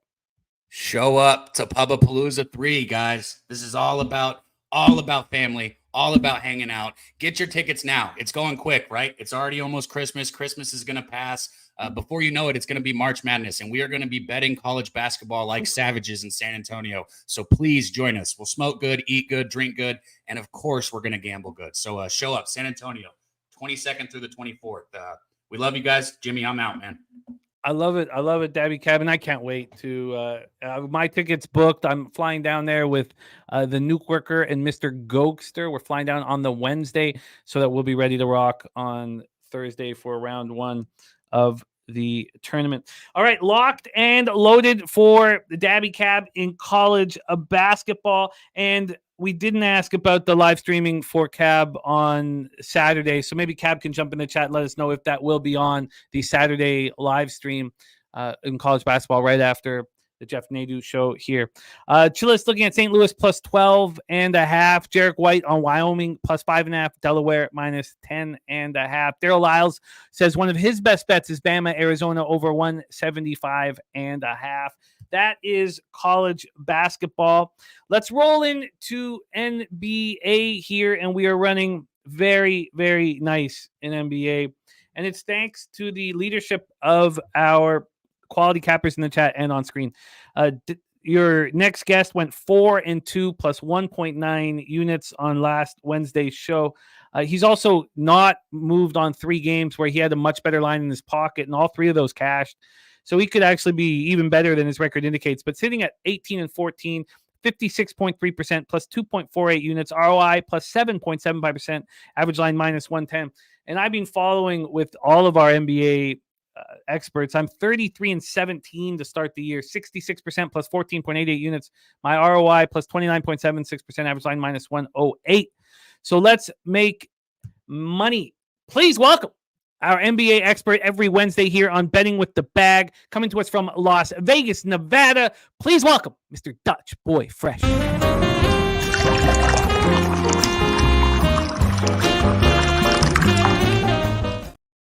Dutchy, what's good, man? How are you? Jimmy the motherfucking bag. The NBA is a hell of a drug. And you're looking at the plug. Yeah, man. I'm good, Jim. Good to be back with you on a West Coast Wednesday. Good to see our boy Daby Cab. Got some college basketball games he likes. C-Mac did his thing. I'm ready to look. We got 10 games. It's a big fucking card, but I'm ready to get to the bag, my guy. Ready to get to the bag. Took it light yesterday, so it's only right we go in today. I love it. I love it. By the way, Ron Crawford's coming in. Spreadsheet play today in NHL is the Capitals, so that goes right with TJ's action. And in college basketball, he has Baylor +3, says Mr. Ron Crawford. All right, Dutch, let's get to work. Excellent work last Wednesday. You've been running real nice here on the show, leading us to the cash. So let's continue that. Now, we've heard some looks from our cappers in the chat. Sammy Culmer has given us the Magic first quarter -0.5, Rockets first quarter -1, Rockets first half -1.5, and he just moved on the Kings, Sacramento Kings. Is that NHL or NBA, Sammy? Hopefully it's the NBA. I don't know about the Kings in hockey, but the Kings in the NBA, where we're going. Some line movement on that one too, but we'll still make it official for the show. And it is NBA. Okay, Kings money line for Sammy Culmer, and Viper moving on the Knicks money line. Ron Crawford spreadsheet play of the day in NBA is the Rockets. So we have a lot of love for these Rockets early. Let me copy and paste that here. So a Trill OG play of the day is Rockets first half -1.5, and we've heard from Sammy, Ron Crawford, Vipe, and that's it. Yeah, we've heard from the. Oh, and BJ. Sorry, BJ has moved on the Philadelphia 76ers money line for 5 units, and he's also moved on the Sacramento Kings money line for 5 units. So we are. BJ's nice too. I like both of them plays, BJ. Let's go. BJ rolling nice. And then we get started here with the Utah Jazz at the Cleveland Cavaliers at Rocket Mortgage Fieldhouse here. And we have been given a look from Dan Kelly in this one. So let's move over to NBA and get this all set up here with Cavs Jazz. We know that Dan Kelly watches these Cavaliers very close, and he moved on Walker Kessler over 11.5 points at +120, and then he moved on over 14.5 at +330. That is what he has done here. Let's take a look at this situation here. Jazz 10-17, 2-12 though on the road at the Cleveland Cavaliers 15-12, 8-6 at home at Rocket Mortgage Fieldhouse in Cleveland, Ohio. Utah now 3-2 over their past 5. They are getting healthier, and they are playing at the 13th fastest pace in the NBA. They're playing at a pace of 100.3 possessions a game. Cleveland 2-3, playing at a pace of 95.12 possessions in a game. A shout out to Billy Friedrich gifting a Pub Sports Radio membership. What a guy. And Brent Cook grabbing it. I love it. Respect. Sammy Culmer has given us marking in 25 or more. So we got player props here in this Jazz Cavs. Let's see what else we will have. The Jazz come off the 125-108 home victory on Monday evening. Cavs have come off back-to-back wins. They had a losing streak that they snapped when they beat Atlanta on Saturday at home, 127-119. Then they beat Houston in overtime, 135-130 on Monday night. And these Cavaliers are playing the third game of a 4-game homestand. This is the first half of a back-to-back. They're playing New Orleans at home tomorrow night. So not the easiest situation for them. Let's get into the line history and the cash flow before our guy Dutchy takes it away. So here we go. Just going to move this over very quickly and let's roll. So we have, and then we're going to be going back to Pinnacle for these line moves. Pinnacle has Utah sitting at +5 at -103. Utah opened up at 6.5. There's been a 1.5 point move towards the Jazz. From a total perspective here, we have a 227.5. This opened up at 227. The interesting part of this total is it got all the way up to 229.5 this morning. It got up to 230 2 hours ago. Not even an hour and 40 minutes ago. This was at 2:30. And now we've come all the way back down to 227.5. So a U-shaped movement on this total. AOD says Clarkson, Rebenga, Mitchell, Rebenga in this one. But Rodney Barton saying Mitchell not at the shoot-around earlier and not questionable with an illness. And now questionable with an illness. Okay, now questionable with an illness. Let's take a look at, pull this up here, what we are dealing with from a cash flow perspective, and then hand this over. From the cash flow look, we have 27% of the tickets, but 53% of the cash on the Jazz. And then you have 36% tickets and 52% cash on the under. And then injury-wise here, Clarkson is out. George is out. Yurtseven is out. Of course, Garland and Mobley out. Ty Jerome out. We know Rubio out. And Mitchell is a game-time decision. So a ton of injury issues on both sides of the ball. But Kessler is your starting center. Markkanen is your starting power forward. And Colin Sexton is your starting 2, which means Utah is starting to come back here. Take it away for us here, Dutch. Jazz, Cavs. Yeah, man. You got obviously Markin going back against the Cavs. You got Sexton going back, and of course Donovan Mitchell. I just, man, this is it. We're gonna get a better number on this now. Now when I do my double ups, I separate my units, so it's not like I really do 2 units. It's still a 1 unit play for me, but for show purposes, this will be 2 plays. I'm on the Cavs first half, Cavs full game. This is I don't believe Donovan Mitchell sits. I bet this last night. I don't believe Donovan Mitchell sits. I mean, obviously he's going against his old team. Don't like seeing the news, but I mean it's the NBA. But really, what I know is I'm betting against Utah on the road. It's just what it is. I'm betting against Utah Jazz on the road. They're 2-12 straight up this year on the road. 4-10 against the number on the road this year, and they're 2-15 straight up last 17 overall on the road.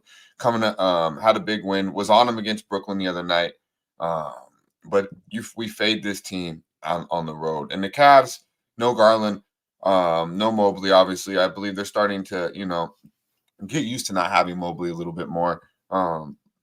Obviously, I need big game from LeVert, Niang off the bench. But I really look for, Donovan Mitchell to have a big game here. The Cavs are 2-5 or 5-2 ATS last 7 overall, 5-1 straight up last 6 at the crib. And they've won 2 out of the last 3 meetings with these boys. First half margin being +8, full game being +13. And really, they get whatever they want against Utah, shooting 53% from the field in those 3 games. So I expect that to continue. What we've seen is Utah can't stop nobody, especially on the road. So I'm comfortable with the Cavs. I want Mitchell in. But honestly, I don't really believe it matters who plays for Cleveland tonight. They're going to handle business. I like this play. It's a fate of Utah on the road here. So and I'm getting a better number too. The first half I was able to get in pretty good this morning, but the full game I actually got a worse number on. So 1 unit, unit on each first half full game. Dan Kelly has Walker over 9.5 points. Fontecchio over 9.5 points as a parlay at +220. Brent Cook says Cavs about the ball on them. Billy Friedrich says Jazz 3-11 first half against the spread on the road this season. And Dutch has the Cavs first half -2.5 at -105 and full game -4.5 at -112. That's the best line, and that's available right now at Heritage Sportsbook. It's going to be a Strus game. It's going to be a Strus. He's going to get hot early from that corner. It's going to be lights the fuck out. You are locked and loaded, my friend. Locked and loaded. Let me pull this back up. Pull this up. All right. That is game 1. There's Jimmy Gomez in the house. Great to see you, Jimmy, my friend. We move on to game 2 on the board, and Dutch has come out firing with 2 spots on the opener. 7 p.m. Eastern, Charlotte Hornets 7-18, 3-8 on the road at the Indiana Pacers 13-12, 7-6 at home at Cambridge Fieldhouse in Indianapolis, Indiana. Both these teams scuffling at the moment, but doing it at very different speeds. Pacers are 1-4 over their past 5, playing at a pace at 106.20 possessions a game, second fastest in the NBA. Charlotte, 26th fastest in the NBA, playing at a speed of 97.70 possessions a game. Unbelievably, the Pacers are getting 8.5 more possessions a game than the Charlotte Hornets. That is absolutely wild. Rod Zawacki dropping action here. Yes, I did say that. He's out saturated. Let's get this Rod Zawacki action copied and pasted. Rod, thank you for sharing that with us. We will go over those spots rebound spots, points, and then rebound. We'll go over that here.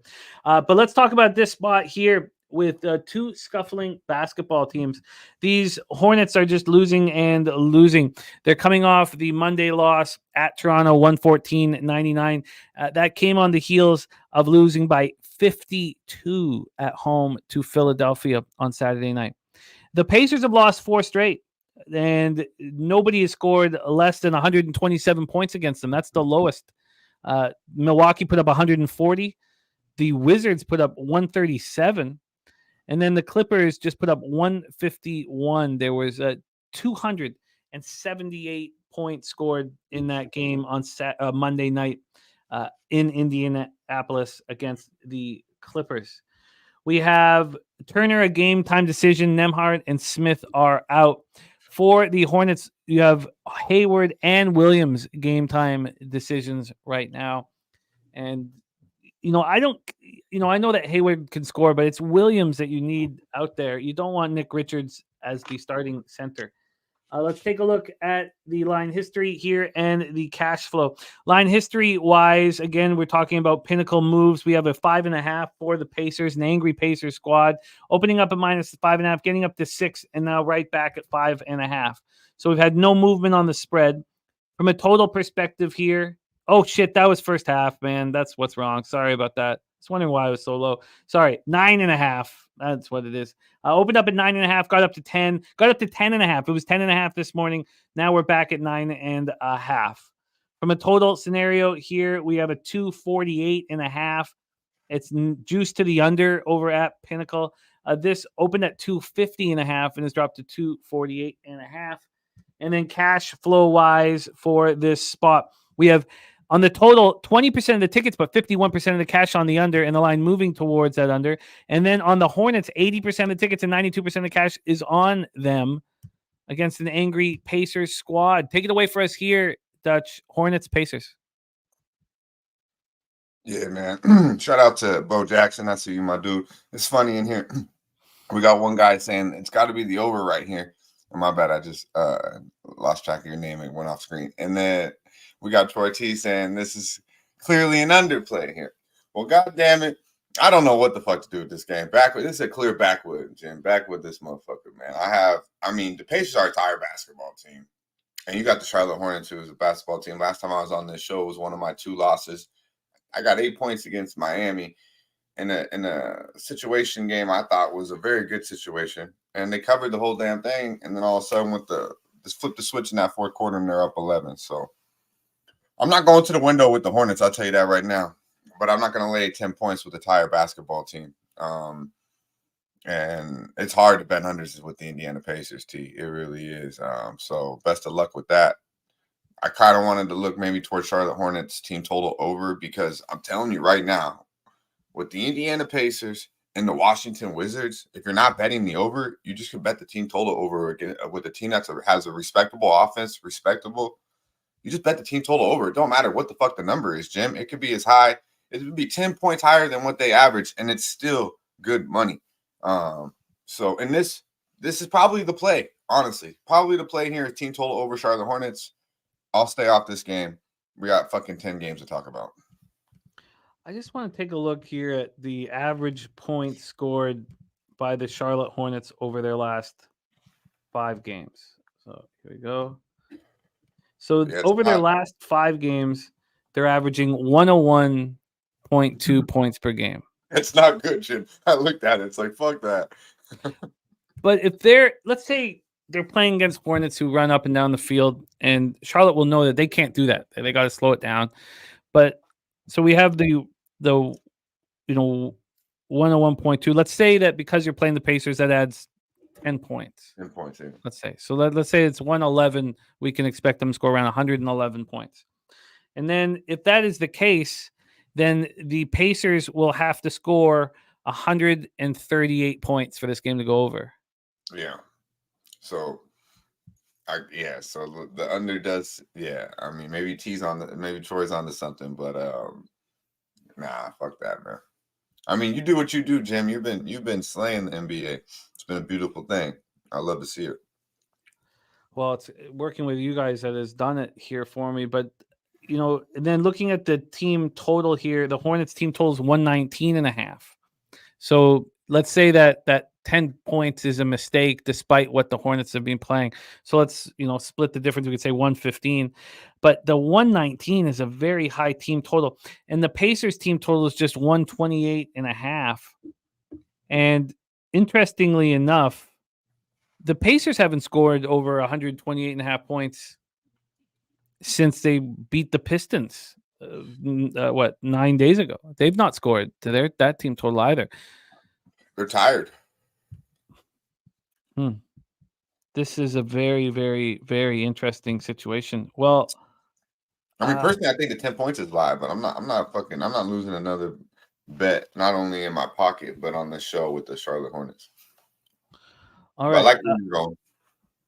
I will be moving on the under in this one.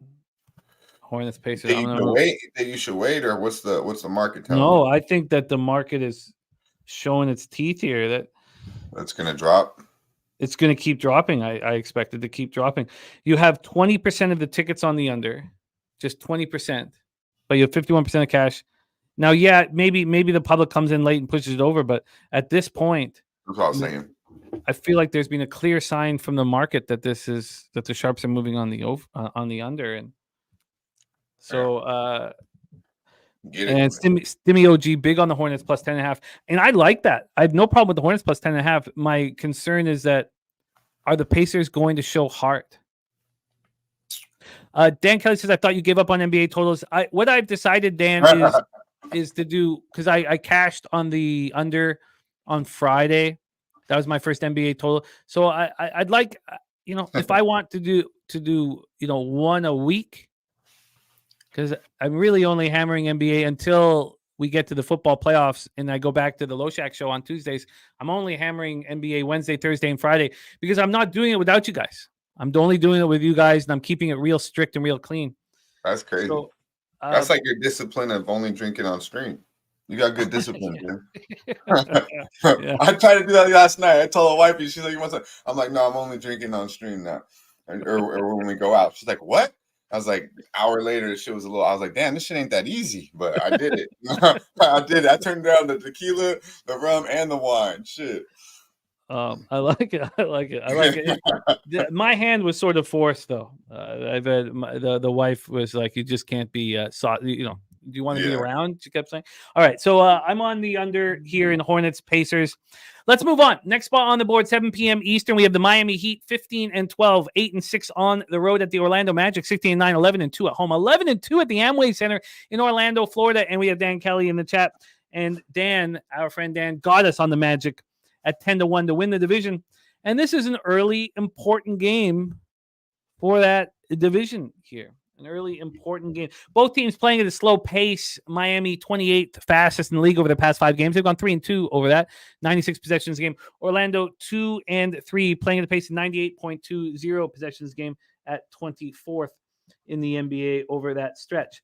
Take a look at the situation in front of us. We have these Magic who are running so nice at home, coming off back-to-back losses at Boston. There's no harm in that, but they lost pretty bad. They lost by 17 on Friday. That was one of my losses. Then they lose again by the exact same difference, 17 on Sunday, both at Boston. So now they've been off for a couple days, and they got a little taste of what it's like to play against the best teams in the East and teams that aren't taking you lightly anymore because they know they see your record. For the Heat, they lost at home versus Chicago. Then they beat Chicago by 2 points. So Chicago covers both of those games. And then they lose at home to Minnesota on Sunday, 112-108. So they've lost 2 of their last 3. Let's take a look at the health of these 2 squads. Butler out. Kevin Love out for the Heat. For the Magic, Fultz out. And Slow-Mo Joe out. Get into the line history then for this one. We'll start with this total sitting at 220. It opened up at 219 and it got up to 220.5, dropped then down to 219.5, got back up to 221.5, and is now sitting here at 220. The pace of these two teams and what should be a playoff type atmosphere, except that Jimmy Buckets isn't out there. That does take away a little bit of that atmosphere. Would kind of lead you to think that this would go under, but I'm not going to move on it here. From a spread perspective, the Magic are sitting as 5-point favorites. They opened up at 5, dropped immediately to 4.5, and then it came back to 5. So there's been 10 cents of movement towards the Magic at Pinnacle at this number of 5. Take a look at the cash flow then for the spot. We have on the total 90% of the tickets and 98% of cash on the over. That's wild. Then you have 71% of the tickets and 83% of cash on the Magic. 71 and 83, and yet the line's not moving towards them. Dan Kelly says no Butler could help the Heat here. I want that cat, says Hero, 25-plus point game. Loopy says Lowry is banged up. Take it, and I want that cat, says Heat will win without their star. And we got Mills from the MMA locker room. He says Bankero over 22.5. And the prop shop Mills, 80% clip here. Okay, take it away for us here, Dutch. Big game. Heat Magic at Amway. Yeah, shout out to our guy Mills. Been killing it with them props. Shout out to Whoop Rizza. I see you, my dude. Yeah, man, I like. I haven't made this one official yet, Jim, but this one I was breaking down. This was one of the last games I broke down into detail. I mean, the fucked up NBA that we come to nowadays, it's like, do we have to now hesitate because Heat are not a better team without Jimmy Butler, but the way it works, man, is everyone fucking plays better without the star nowadays. It's just fucking, it's repeated. I mean, it used to be now and then. Now it just happens every goddamn game because these stars get late scratched like so much more often than it used to happen. I mean, it used to be a rare thing. It's not rare no more, goddamn it.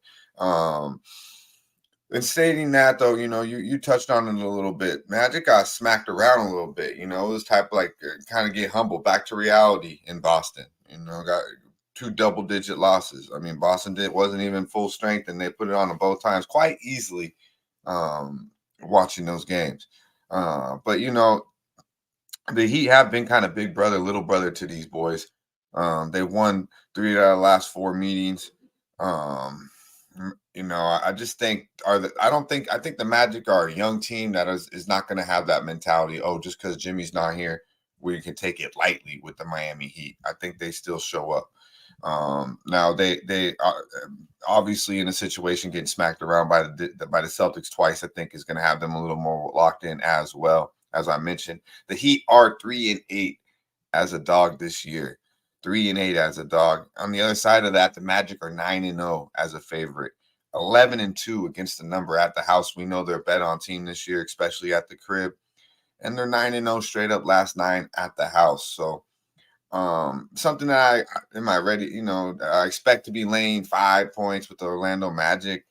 Not really, but I do believe it's good money, man. I think Miami, even with Jimmy Butler out there, I think this is a nice spot for Orlando. Orlando does play Milwaukee tomorrow in Milwaukee, so I feel like they know they got to get in there and get this one because tomorrow's not going to be easy by any means. So I like the Magic today.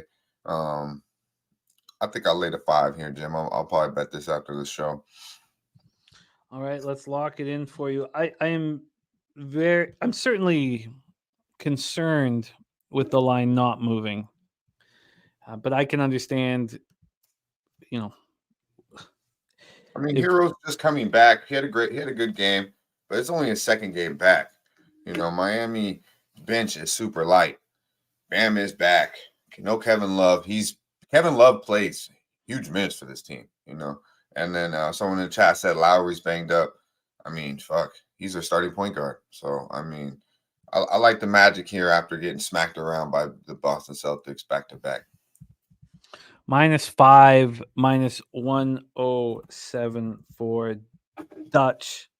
And he's rolling. Kelly McInnes also on it says, remember we discussed whoever thought Orlando would be double-digit favorite a week or so ago. Orlando has made me too much money to go against them. See, Kelly, I need to say something, though, that Orlando's made me too much money that's one of my losses on Friday. And it was in my head. I'm like, I feel like warm and cozy talking about the Magic. And I shouldn't. But Kong's clips on the Magic first half and full game says this line should close closer to 6.5 or 7. I like that. And I haven't been on the Magic like others have, you know. I really haven't.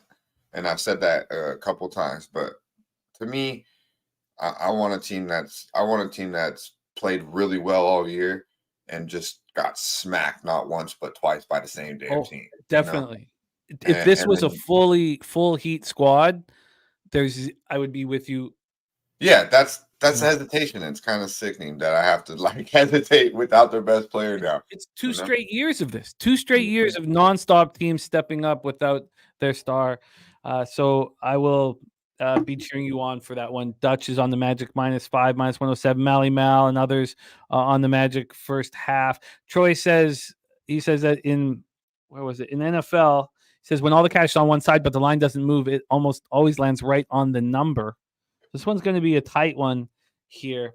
Let's roll on. And again, Millsy giving us the banker over 22.5 points here. Yeah, he's been playing big time. That young boy, that young Duke, he's nice, man. Let's roll on. And Dan Cuts says, I have so much on a few different Magic futures. I don't feel any need to bet on them in a game. Yeah, I only have 200 on that 10-1.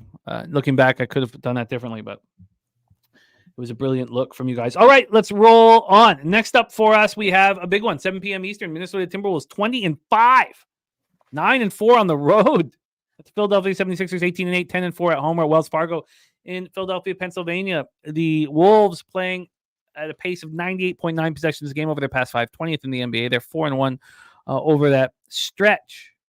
Philadelphia 4-1, playing at a pace 102.10 possessions a game, 10th in the NBA. Over that stretch in pace.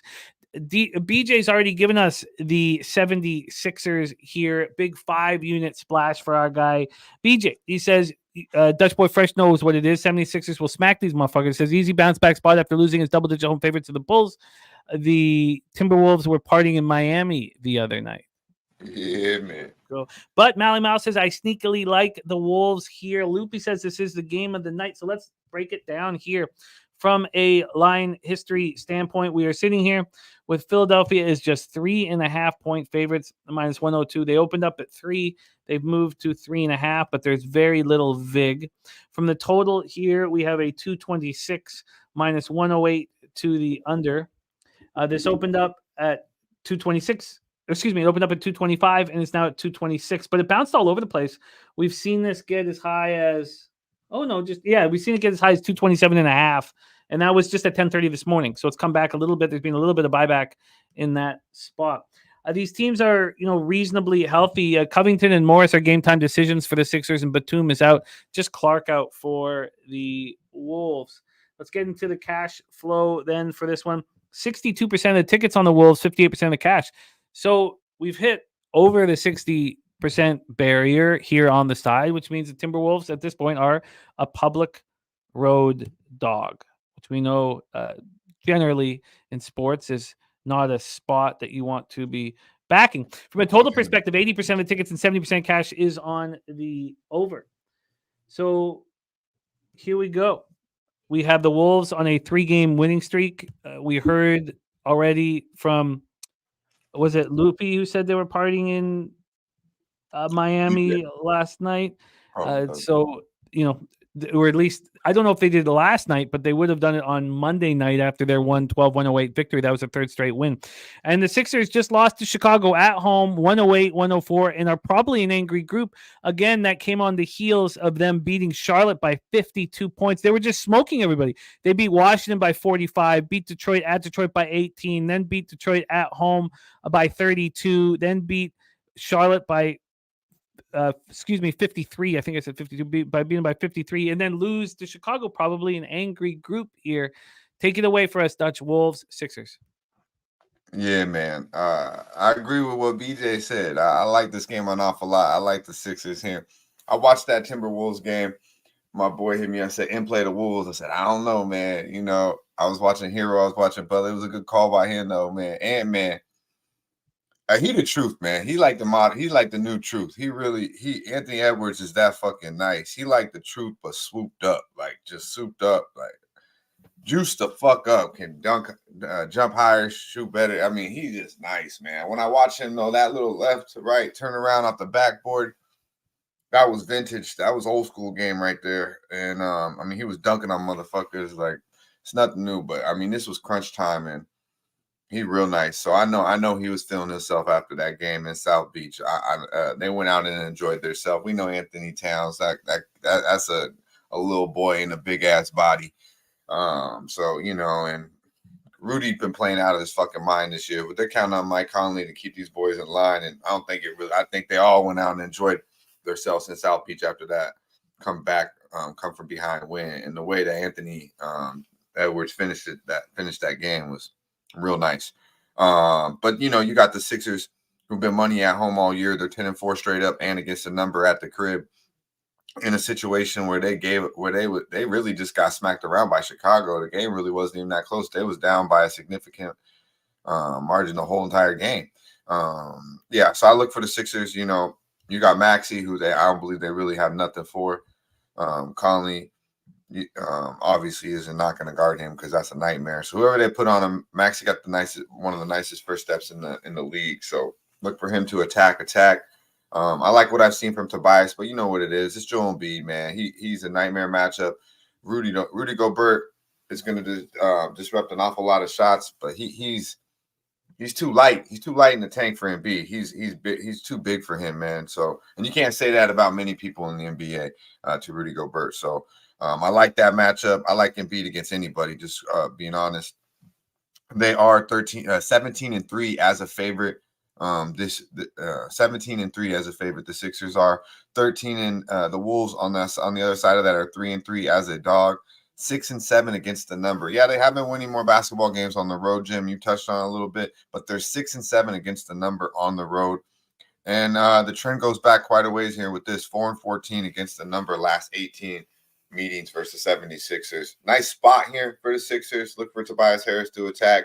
I like him as a third piece, looking the most comfortable he's looked with the Sixers. Would like to have Covington out there with no Batum. I like the rotation off the bench, obviously missing him. He's a two-way player, can knock down open shots, and is above average defender. But yeah, I like the Sixers here. It sets up real nice.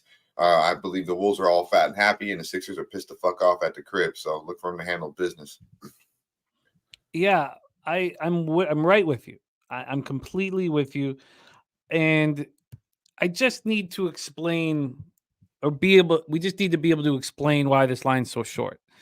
And we could say that the explanation for the Sixers only being 3.5-point favorites is because the Timberwolves have the best record in the NBA and everyone's making cash off them. They're 20-5, bro. Right. So that's the explanation. So yeah, you got a 20-5 team getting 3.5, and people and all the money's they're public dogs, so it just went down to 3. I mean, Sixers have kind of came back to reality a little bit of late after that super hot start. They're back to 18. They're 18-8, which isn't horrible. But if you remember, they were the best team in the league 2 weeks ago. So do you want the -3? Because we can get it to you from -1 at -113. Yes, sir. I see that William Hill right now at 110. Oh wow. Okay, let's lock that in. -110. And I'm not going to mess with early.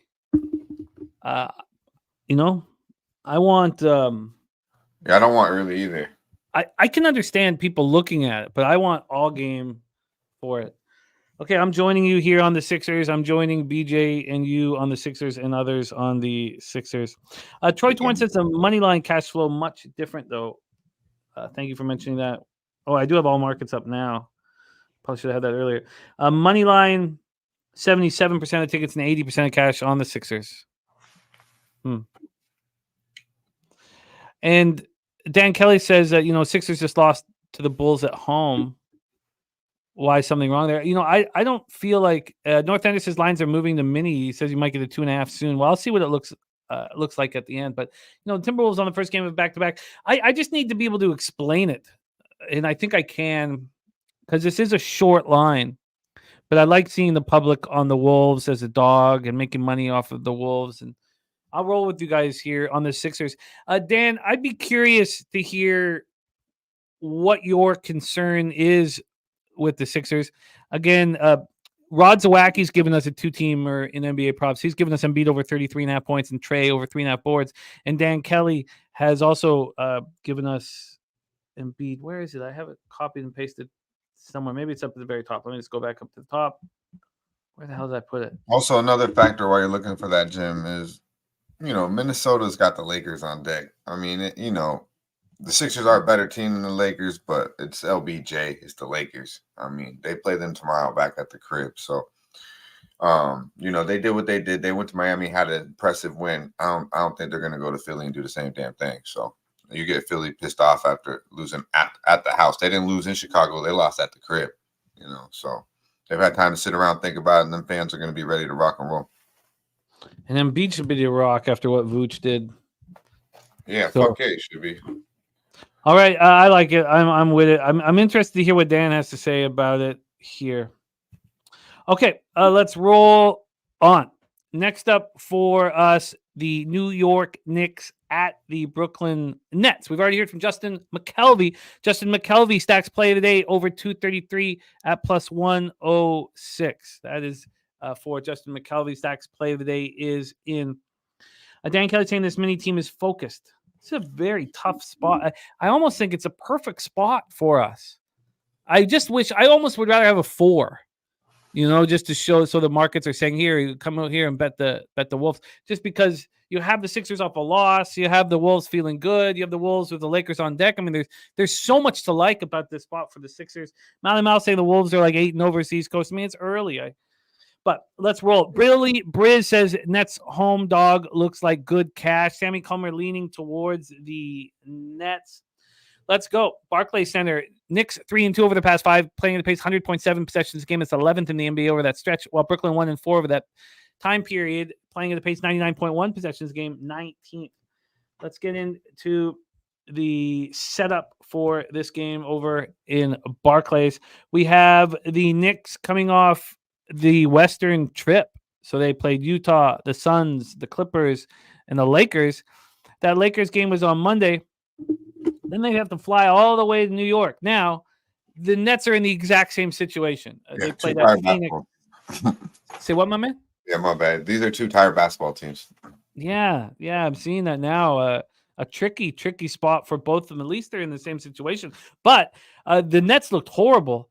And at times, the Knicks looked quite good, beating the Suns by 17, beating the Lakers by 5. The Nets lose by 23 at Denver. Now, they did beat the Suns, but they lose by 23 at Denver. They lose by 4 at Warriors, which is a little better, but then they lose by 17 versus the Jazz. We have Robinson out, of course, and then Simmons, Smith, and Walker out for Brooklyn. So it's the same type of situation. But with Robinson out, Sims right now is a game-time decision, which could leave them real low at the 5. So we have Brooklyn right now as 1.5-point dogs at home. 1.5-point dogs at home. They open as 1-point dogs. They're now 1.5-point dogs. When we get over to the total in this one, we have the total at 232.5 minus 104. This opened up at 233.5. It just dropped a point. And then when we get into the cash flow for this one, we have 57% of the tickets and 74% of the cash on the Nets, but it's moving in the opposite direction. Then we have 67% of the tickets and 93% of cash on the under. Then on the money line, you have 77% of the tickets and 75% of the cash on the New York Knicks. Wild. Mal, college is already done with both. We had both CMAC as well as Daby Cab.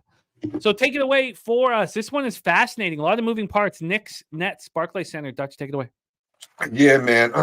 This right here, this game's very intriguing. I think it's gonna be a great basketball game to watch. To be quite honest with you, I like Jalen Brunson. I'll just get to the point with this one. I like Jalen Brunson over 25.5 points.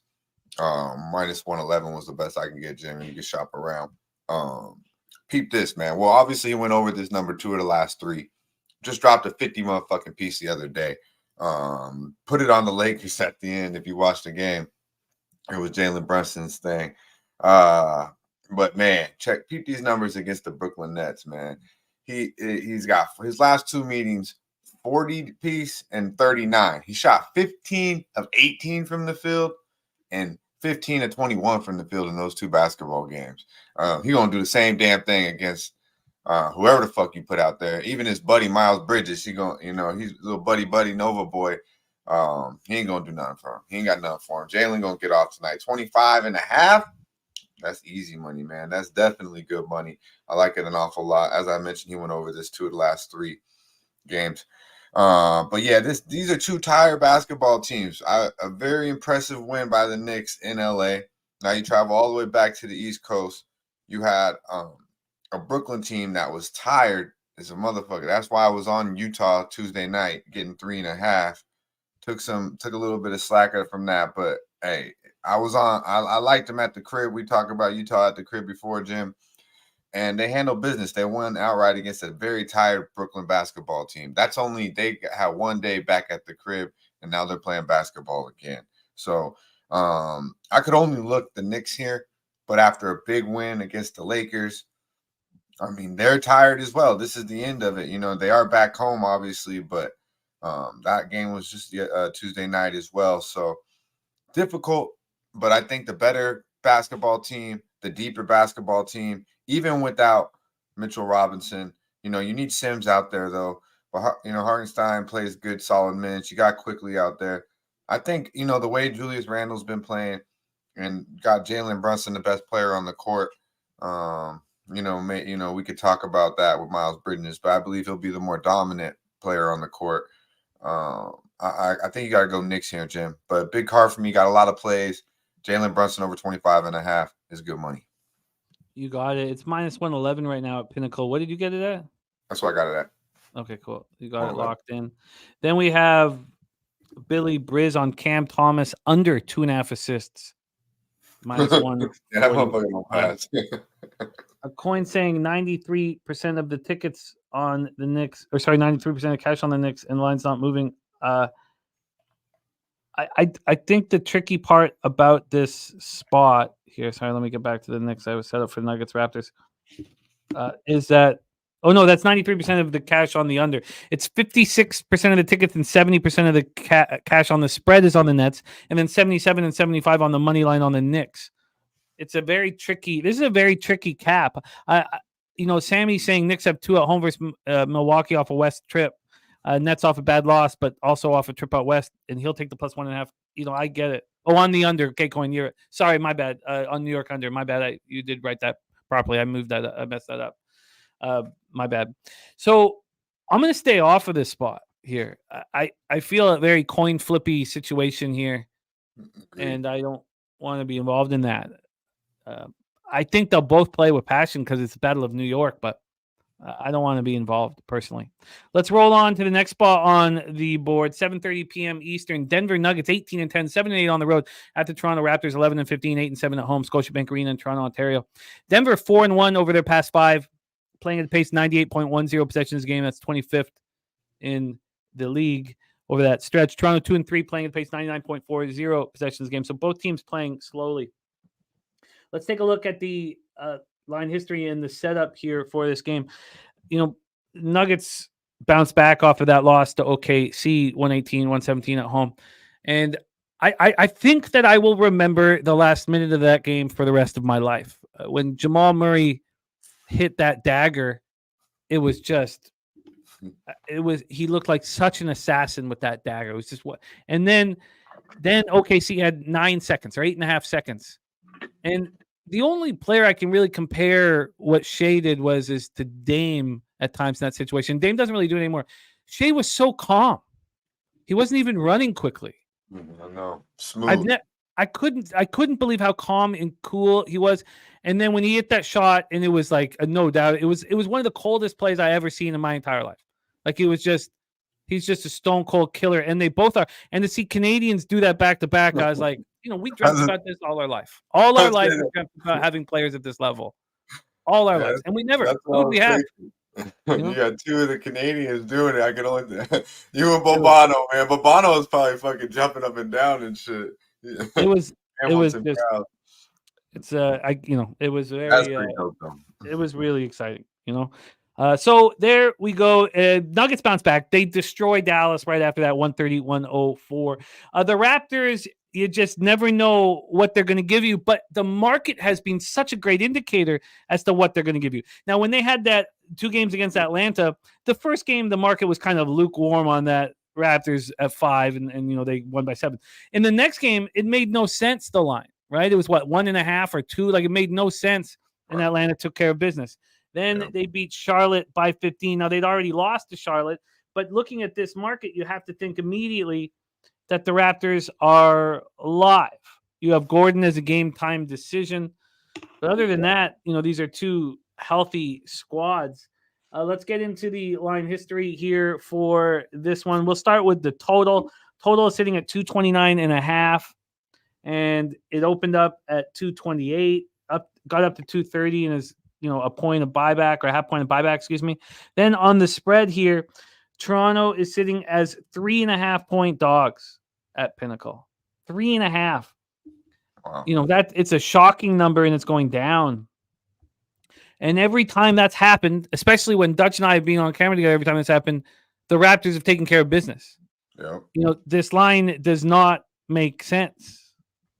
And when it doesn't make sense, whoever it doesn't make sense for takes care of business. This doesn't make sense for the Raptors. Let's take a look at the cash flow here for this one. And I think it would be imperative to get the 4 if you like the Raptors, because there are 4s available. Just don't go to Pinnacle. You have 49% of the tickets and 69% of the cash on the Raptors. And then you have 88% of the tickets and 77% cash on the over. Take it away for us here, Dutch. Nuggets, Raptors at Scotiabank. Yeah, not a big fan of this game, Jim, to be quite honest with you. It's an intriguing game, though. It is. Last time these 2 teams faced in Toronto beat them by 16, 15, excuse me, by 15. Last March. So, you get Denver out here, you get Jamal. Jamal actually looked like he had his best game so far coming back. He had 22 points in 24 minutes in a blowout win against Dallas. Coming back. I wouldn't be mad maybe looking at Jamal a little bit here, but, he did struggle last time against these boys in Toronto, only scoring 14. So maybe he'll want to come back this time around and put on a show, especially if those legs are feeling back underneath them like they did looking the other night. But yeah, man, Toronto is a team I just can't back. I'm just one of these teams right now for me.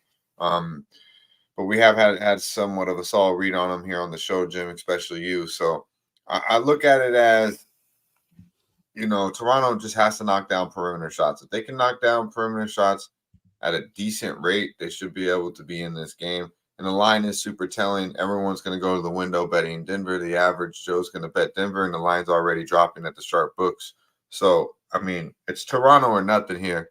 But for me, it's a strong pass. I'm going to be on the Raptors. I want that 4. It's available at Bet365 right now with a tiny bit of juice at -115. I wonder what it is, because the Pinnacle's not a real 3.5. Let me just quickly see what it is at Penny. You can get the Raptors. Oh, no, it is a real one. The +4 is the same, -115. All right, Raptors for me. Let's move on to 8 p.m. Eastern. LA Lakers 15-12, 5-9 on the road at Chicago Bulls, 11-17, 7-7 at home. United Center, Chicago, Illinois. Just quickly back on the Raptors game. You don't need to switch the heading, Jose, but Pirtle might be one of the few centers that can play with Jokic. Jokic is phenomenal and no one can slow him. But Pirtle might be a good guy. You'd be happy to have Pirtle to send out against Jokic here. Physical enough. Mm-hmm. All right, let's roll on. Lakers, Bulls, United Center, Chicago, Illinois. Both teams 2-3 over their past 5. Lakers playing much faster than the Bulls. 95.41 possessions a game over those 5 for the Bulls. That's 29th in the NBA, while the Lakers are 102.30. That's 8th in the NBA. Billy Briz says death taxes, Kobe White overs till Levine is back. Hopefully Levine, doesn't come back. Right now, Levine out, Craig out, Williams and Caruso game time decisions. Caruso's just a game time decision every game. And then, of course, James and AD game time decisions. Vincent now game time decision. Vanderbilt game time decision for the Lakers. The same old story here. Let's get into the line history here and the X's and O's.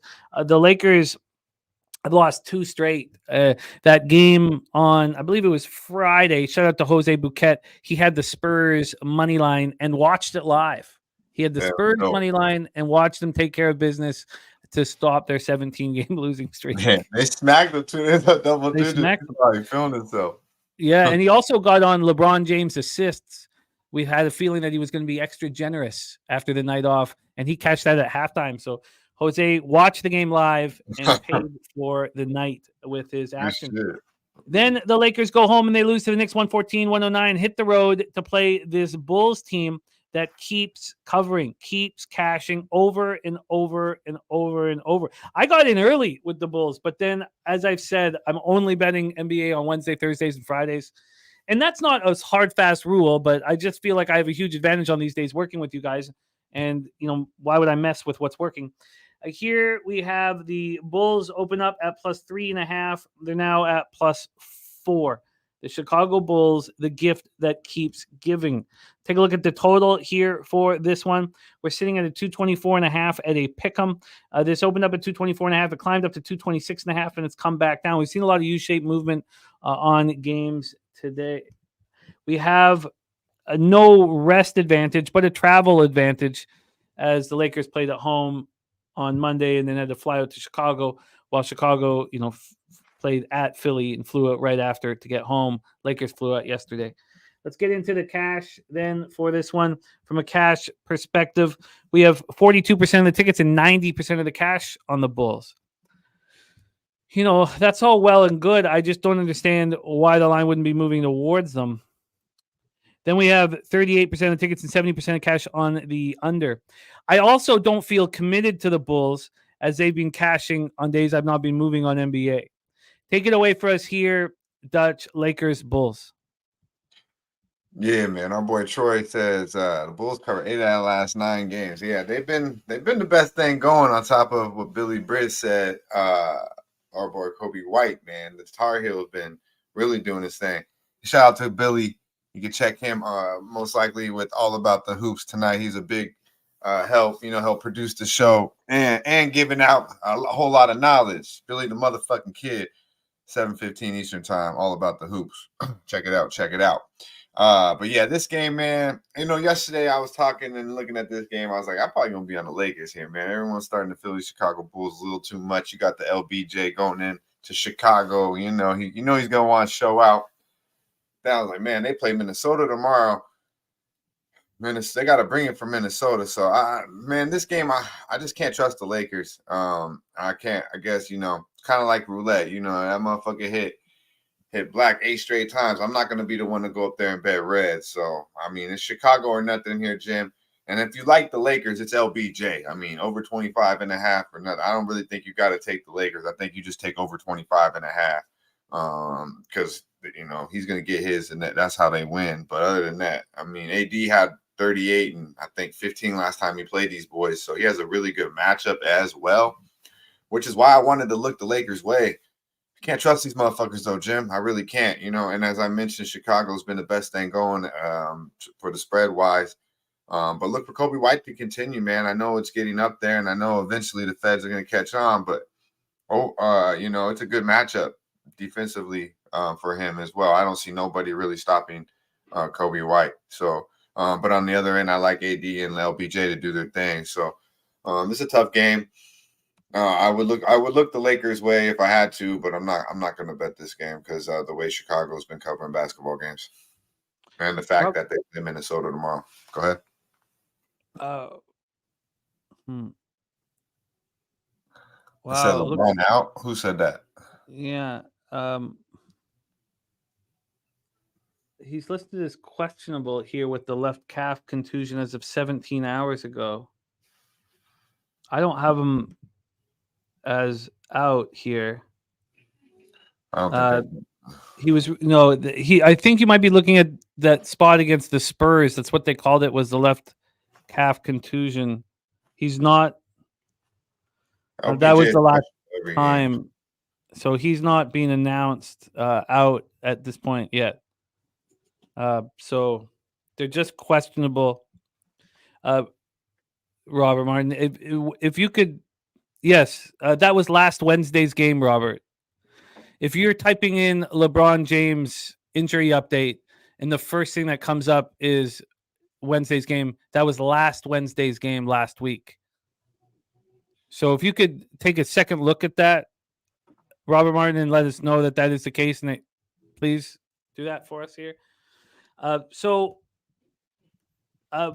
because of this situation here, with all this money on the Bulls, yeah, Robert, can you look at it again, please, just so you can for us? With this situation here, with all of this money on the Bulls and the line moving towards the Lakers, and the Bulls having put so much money in everybody's pocket, I will not be betting the Bulls here. And like you stated, Dutch, I'm not going to be betting the Lakers with the Wolves on deck. So going to move off of this spot here. Lakers, Bulls, not for me. Let's move on to the next spot on the board. 8 p.m. Eastern. We got 3 games left on today's show. 8 p.m. Eastern, Atlanta Hawks 11-15. 7-8 on the road at Houston Rockets. Okay, cool. Thank you, Robert Martin. That's all good, my man. I know you're just trying to help my guy. Don't worry. Don't worry about a thing. Let's just stay focused and keep attacking. Hawks, Rockets 13-11, but 11-1 at home at the Toyota Center in Houston, Texas. We have had some very good cappers give us looks on the Rockets. Sammy Calmer, Rockets first quarter -1, first half -1.5. The Trill OG play of the day from LJ, Rockets first half -1.5. Ron Crawford's spreadsheet play of the day is Houston -3. So monsters giving us the Rockets here. Rockets 3-2 over the past 5, playing at a slower pace, 98.74 possessions game. That's 22nd in the NBA, while Atlanta 2-3, playing at a pace of 100.20 possessions. That is 14th in the NBA. We have these Hawks coming off a win at home versus Detroit on Monday night, 130-124. They've not been playing very good basketball, 11-15, 7-8 on the road. The Rockets have lost 2 straight, both on the road, and they played good in both of those games. They lost at Milwaukee, 128-119, and then they lost in overtime at Cleveland on Monday, 135-130. This team just keeps rolling, and especially at home. BJ saying this line is fishy, and let's touch on the total. First off, the total opened up at 234. It's bounced up to 235. It's bounced down. It's right back where it started. There has been 8 cents of juice to the over. And from a point spread situation here, we have Houston now at a -3.5. It's not a real 3.5. It's more of a 3. So they open up at 3. It gets up to 4, and then it comes back to 3. Why in the world would it come back? It just makes no sense whatsoever. Let's get into the cash flow then for this spot. 77% of the tickets and 81% of the cash on the Houston Rockets. So why is it moving back towards the Hawks? Again, like BJ saying, it makes no sense. 83% of the tickets are on the over, and we don't have cash flow. Maybe Dutch can illuminate the situation here. Injury reports on Bogdanovich, says Mally Mal. He's just a game time decision right now. That's all. Take it away for us, Dutch. Interesting one. Hawks at the Rockets. Yeah, man, we had the same thing going last week when we cashed on Houston Rockets -7. I got a better number on it. Made it official on the show because I was tired of cashing tickets that the lines moved. But the line didn't make sense either against the Memphis Grizzlies. I remember you saying that as well.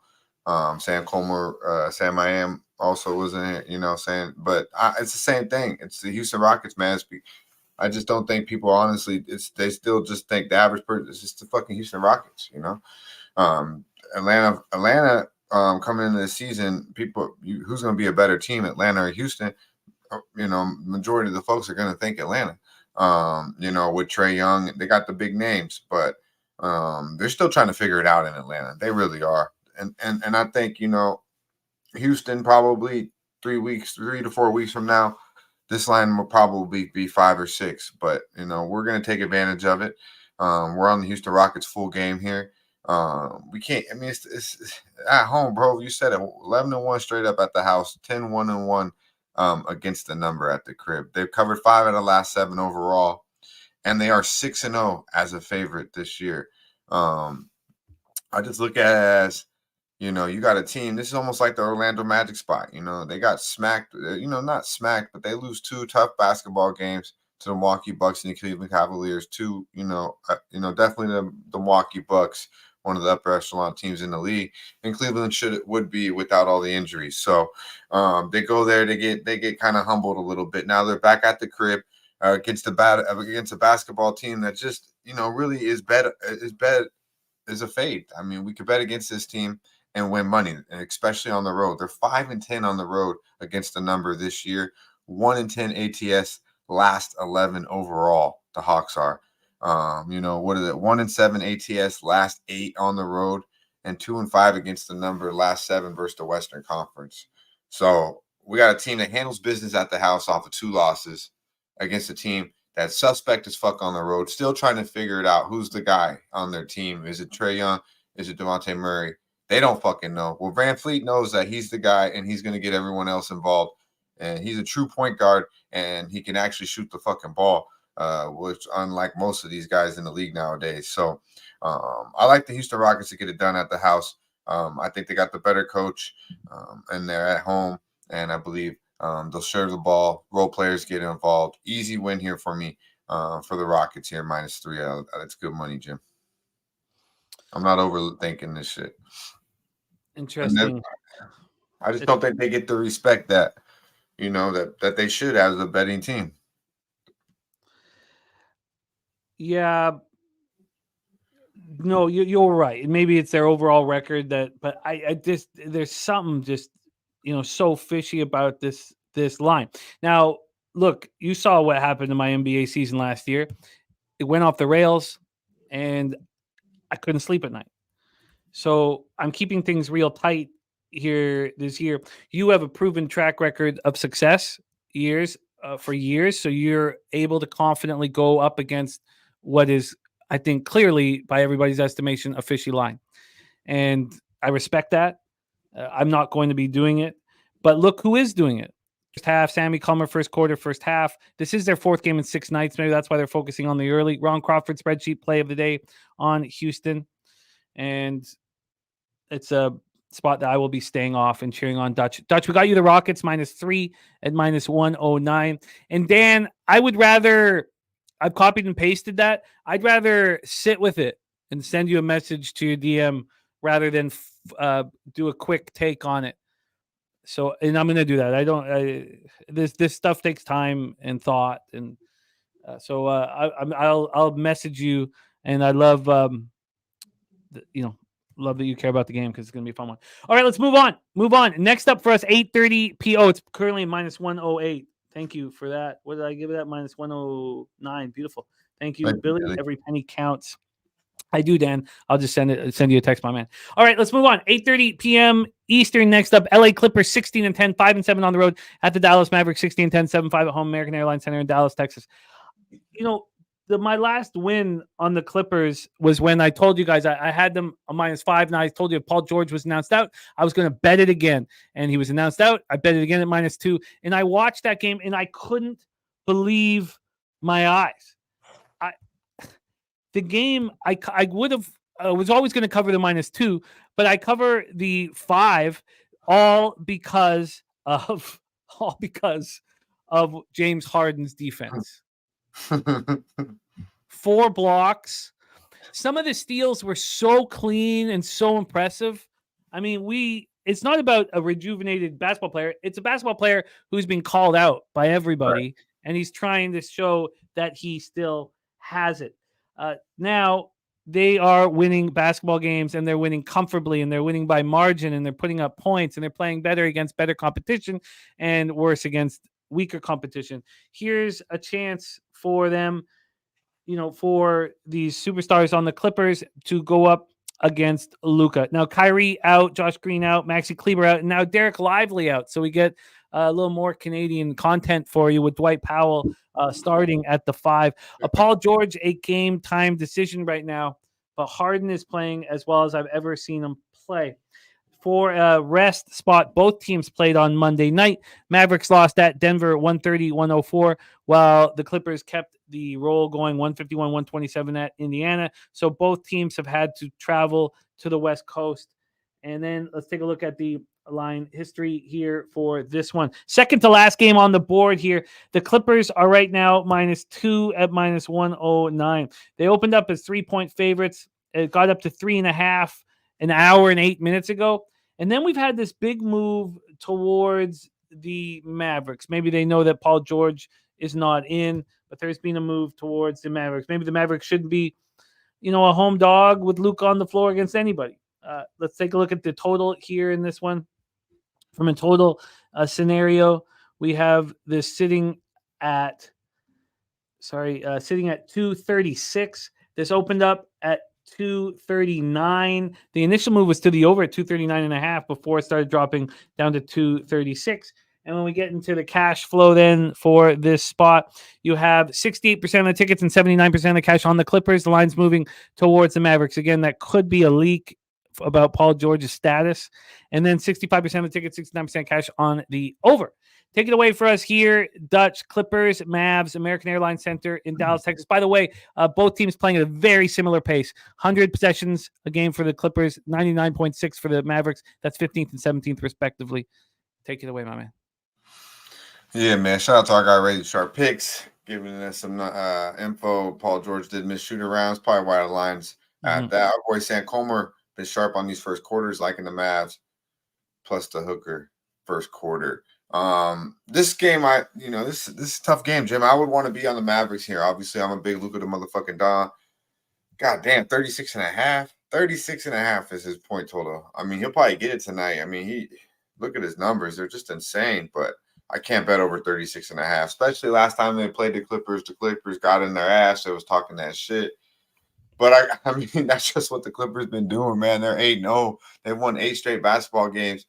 And he's in quite easily fashion, and Jim touched on it. I mean, fear the motherfucking beard, man. He's playing with a chip, and we know he has all the tools. It's just a matter of if he's bought in. And right now, he looks like he definitely bought in. Shit, he might have went in. He's all the fuck in. God damn it, he's looking real good. And you got to stand on it because I talk a lot of shit. So I'll stand on it, man. He's doing his thing. But and Russ going to the bench willingly and not coach telling him is huge. It's huge, man. It's huge. It took weight off of everyone in that starting lineup. Obviously, James Harden, and I believe it gives a lot of juice to the locker room and obviously the bench. So I'm not getting in front of the Clippers here. The more and more we talk about it, Jim, honestly, the Clippers sound like good money to me, minus 2 points if that's the line out there. But after Luka getting smacked the fuck around in Denver, this would be a bounce back spot for me. But they're beat up. No Lively. They're missing bigs. It didn't look good against Denver. I don't know how good it's going to look again against the Clippers. Obviously, with no Paul George out there, that'll help them out a little bit. But they could be in for some trouble tonight. And if PG's out there, this line goes back to 3. It's pretty appealing to me. I mean, with the Clippers, the way they've been playing basketball. But I'm going to stay off this one. And is your fear just because of how bad the Mavs looked 2 days ago? No, really, it's my fear is the roster. I mean, there's levels to this shit, and Luka the Don's the man, but their roster is not up to par with the Clippers roster right now. I mean, with the injuries they got, I mean, they can get around missing Kyrie, and Tim Hardaway Jr. should bounce back. He had a horrific game last week or the other night, so he should bounce back. But I just can't. The roster is just super light. I mean, you're counting on excellent, and they're getting a lot of juice from these guys. Luka's getting them all involved, but it's just, I mean, it just comes to a point where, I mean, man, there's just too much talent on the other side, And I think the Clippers are out to prove. Obviously, you said it. James Harden's out to prove that he's still an elite player in this league. And the way Kawhi has been playing, I mean, this motherfucker ain't missing no games. He's looking like the Kawhi of old. I mean, he's just so prolific. I mean, I like what I'm seeing out of Kawhi. The ball movement. I just can't get in front of them right now, Jim. This to me is a good spot for the Dallas Mavericks, but with the injuries, I'm big on Lively. He's been big for this team. No Lively, no Kyrie. I just can't go to the window with Dallas tonight. So to me, it would be the Clippers or nothing. But so I was kind of intimating, and I know you do a nice job with them, but I was kind of intimating why you're not on the Clippers. Are you not on the Clippers because of how bad Dallas looked? Yeah. Oh, my bad. Yeah. No, but I'm not on the Clippers because this is a clear Dallas. This would be a bet on spot for me against Luke if they didn't against the Clippers because of the way they looked in Denver. Yes. I'm am I walking into some sort of a let's just take a look at the cash again. 68% of tickets, 79% cash on the Clippers. Line moving because of Paul George not being at the shoot around. The Mavericks coming off a horror. So I guess I have to stay off. Just because of how bad the Mavs look. Now, if you could just say, well, it's because of these injuries and they're going to continue to look bad. You like the Clippers too?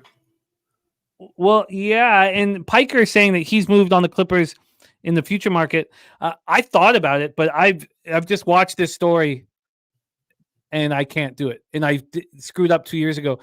I can't, not until game one of the playoffs. And even then will I not be safe with the injuries for the Clippers. But I will not move on the future market on the Clippers personally until game one of the playoffs. And even then, it won't be a big bet because of the injury concerns that pop up every year. And this for me, Jim, is kind of like my bad. But this for me, and it's not good to be this way. And I will fade Dallas. Don't get me wrong. I have plenty of times, and I will. But the way that Luka has played this year and the way he's getting the teammates involved, I'm a big Luka supporter. So it's hard for me to, just go the window against him unless I'm really that confident. So that's probably what's holding me back from being on the Clippers tonight, just to be honest. And they're coming off that big loss. Obviously that. Okay.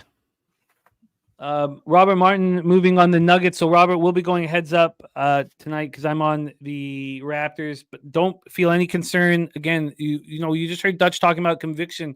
If you hear somebody who has a take and you have the conviction to go up against that take, you're probably going to have a positive ROI. Okay, I guess I stay off. Unfortunately. All right, let's move on to the final spot on the board. Dan Kelly gave us a very interesting note on it. He said something that's not happening a lot this season. The Boston Celtics are playing their 6th game in 9 days. 6th game in 9 days. Celtics are 20-6, 6-6 on the road. Kings 16-9, 10-3 at home. BJ has unloaded on this spot. He says no capping needed. The minute I seen the Kings as a favorite for Celtics, I unloaded on this spot. Kings playing with momentum at home. 4th straight home game. Kings money line. Easy. Let's take a look at this spot here against the tired Celtics team coming off that overtime loss last night against the Warriors. These Kings rolling here. Now they've been playing weaker competition, but that was just a perfect spot against OKC. That's all. OKC had played the Warriors the night before. We knew it was just a perfect spot for the Kings. And it's also a perfect spot when you see the talking heads before the game all gave out the Sacramento Kings. I couldn't believe it. I was like, these guys, they don't gamble. They couldn't gamble if they think this is a spot. Now, this is game 4 of a 6-game homestand, which traditionally games 4 and 5 of a 6-game homestand are very nice. I wonder if the Kings get us paid here, if we don't go back to them on Friday versus the Suns. So I want that cat says Tatum looked terrible yesterday, so Tatum going to bounce back. Brizzy saying Celtics lose tonight, slam them on Christmas. So here we go. Boston playing at the pace 97.57 possessions game, 27th in the NBA. And the Kings are playing at a very fast pace. This is only over the last 5 games. They're playing up to 103 possessions a game. And with the tire legs on Boston that the Kings are just going to be running and running and running and running. Let's take a look at the line history here for this one. The Kings right now -2.5 at even money. They opened up at -2.5 and immediately went to 3, and then it came back to 2.5. So the line is slightly moving towards the Celtics. Take a look at the total, and then the cash is going to be crucial here. From a total side of things, we are sitting here at a 237.5. This opened up at 236, and it got up to 238. We've dropped to 237.5, and then the all-important cash flow. We have 66% of tickets and 93% of the cash on the Celtics. That's wild. I guess they're expecting a bounce back. I think that I've overemphasized back-to-backs here, but this is a tough one with all those points scored against Golden State. I mean, I'm shocked to see 93% of the cash on the Celtics. Shocked. 82% of tickets, 95% cash on the over, and it's dropping back. Piker says, take a look at the Celtics first quarter while the bounce back is fresh in their mind before they've had a chance to fuck it up in the second half. Nasty Nate says Celtics trifecta. North End says clear King spot, but the Kings are such frauds. And Keegan Murray, Mountain Office don't let Keegan Murray open. That's who we're asking for OG. We want 3 first rounders and Keegan. I don't think we're gonna get 3 first rounders. Besides being stuck with the 3 first rounders, he's not let that go. And that's why OG take one in Murray. That boy can shoot. You need a shooter, goddammit. I'll take 2. We'll take 2. Take 2. Give me 2. Take it away for us here, Dutch. Our final game on the board: Celtics Kings. Oh man, yeah, man. I'm right with BJ here. I was on this. I bet this when I was watching that Warriors game become a real game last night. I got it at -105 money line, but whatever we could do here for show purposes, I'm not gonna let this one go. I like the Kings an awful lot here. You said it. I believe it was DK 6 games and 9 nights for the Boston Celtics, entire basketball team. Not to mention them 3 boys last night, the big 3 without KP. Derek White's probably the 3rd best player. So these boys are, outside of Drew Holiday. These boys played 40 minutes, 40 plus minutes, 40 fucking plus minutes, JB and Tatum. So I look for these guys, these legs to get tired, maybe even quicker than we think. They might be checked the fuck out. They do have a couple 2-day break after this, and we'll play the Clippers, I believe. But they have, and this is a Kings team that's going to be real excited, maybe to step on the bully when they're a little bit down. They've lost 4 straight to these boys. Most recently, a 23-point loss to the Celtics. And they, the Kings are a bet on team at the crib. They're 10-3 straight up at home. Won 5 out of the last 6 overall with a little bit more momentum. And you touched on it, Jim. They've been at the crib. They've been home since December 12th. So they've been chilling at the crib, eating home cooked meals. I think they fucking show it tonight how comfortable they've really been. 4-1 ATS last 5 as a favorite. As a favorite as well. So I like them in this spot. And as I mentioned, how tired the Celtics are. They won't have KP. They're lacking size with no Cormet. The guy played last night. I'm drawing a fucking blank on his name, but he played some big minutes, man. I was like, who the fuck is this guy? He played some big minutes off the big man. Played some big minutes off the bench for the Celtics. Yeah. There we go. He played nice last night. I think they might know who he is tonight and fucking block this guy out a little bit though. Sacramento. Look for Sabonis to have a huge night. I really do think offensively. I'm not mad at anything with Sabonis, but I'm not going to overthink it because I have a huge card. But I did want to go to the window of points, rebounds, and assists with Sabonis. Not going to do it. I'm all over the Kings. Celtics 2-8-2 ATS on the road. They're a fucking fade on the road. 0-6 against the number last 8 on the road. And these were spread, my bad. 2-8-2 against the number on the road this year. 0-6 straight up on the road against the number last 6. And 1-4 ATS last 5 games versus the Western Conference as they lost outright as a 5-point favorite last night to the Golden State Warriors. This is a beautiful thing right here, Jim. The Kings. It's good money. Why in the world? Now, at least we know the market has moved because you got it -105 money line last night. Yeah, and it was 115 when I went to go bet it, put another unit on it. Like and right now, after I bet 105. So then now, I woke up. Yeah, so now it's -126. So at least we have a movement. But why in the world would this line not, or at least would 93% of the cash be on the Celtics? I mean, even the money line 28-52. Why would this how could this be? Because it's the Sacramento Kings. And what did someone in the chat say? They're frauds. Like, the Sacramento Kings aren't frauds. Now, we're talking like Western Conference Finals, then I guess we can call them frauds. But the Sacramento Kings are a very talented basketball team, and you can win an awful lot of money out of the Sacramento Kings if you pick them in the right spot. And tonight is that spot. Is one of those spots against the Boston Celtic teams where every fucking average person that doesn't really watch the NBA is going to be like, oh, Boston against the Kings? Oh, let's bet the Leprechauns. Nah, man. I mean, first quarter, you want to get cute and take the Celtics? I'm not mad at that. But the Kings run these boys off the court 4 quarters. Believe it.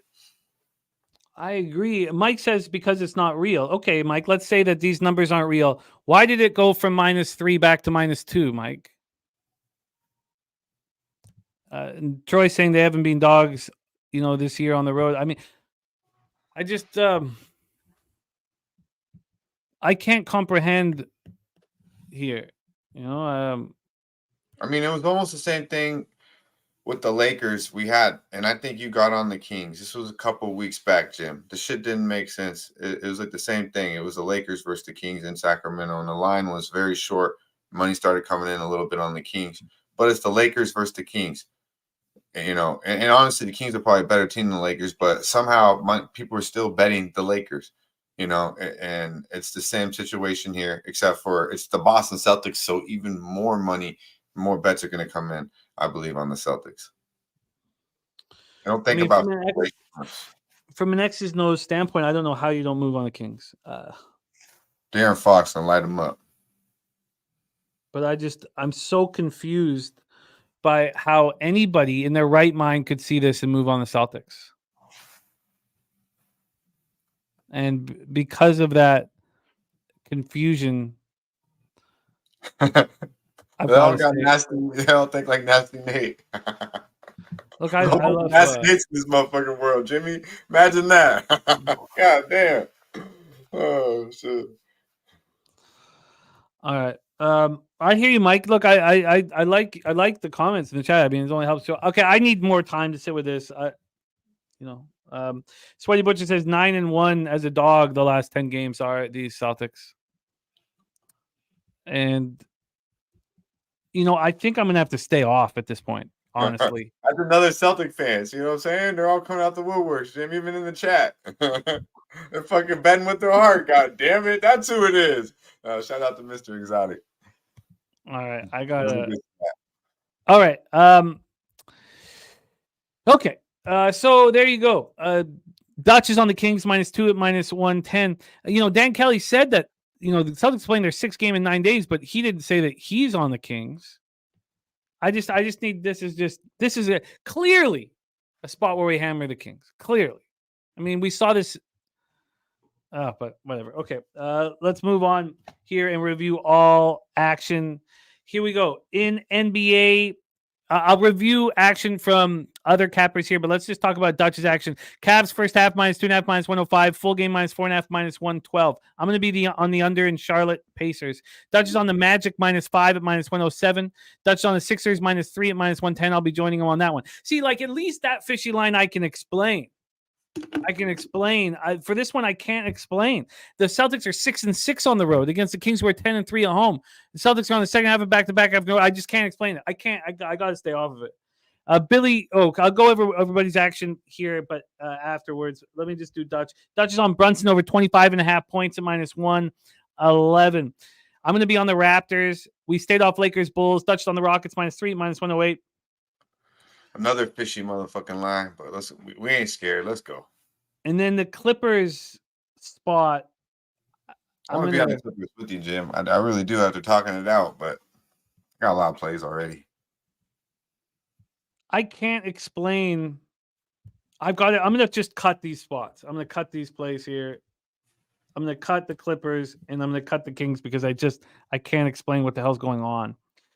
I can't explain that. And then Dutch closes his card with the Kings -2 at -110. Dutch, you've done such a great job on these Wednesdays, leading us to the cash and breaking down spots that you haven't moved on, but you've had leans on. We've cashed. You've done a great job. So keep up the excellent work. And thank you for being here. You can catch Dutch Boy Fresh here every Wednesday. And it's just the setup. Dutch caps all of these games. And then you get the live NBA and college basketball show tonight at 7:15. This is the second episode of All About the Hoops. Please support this show. We're very excited to have it every Wednesday night, all about the hoops. Pub Sports Radio, 7:15 p.m. Eastern. And follow Dutch on X at Dutch Boy Fresh.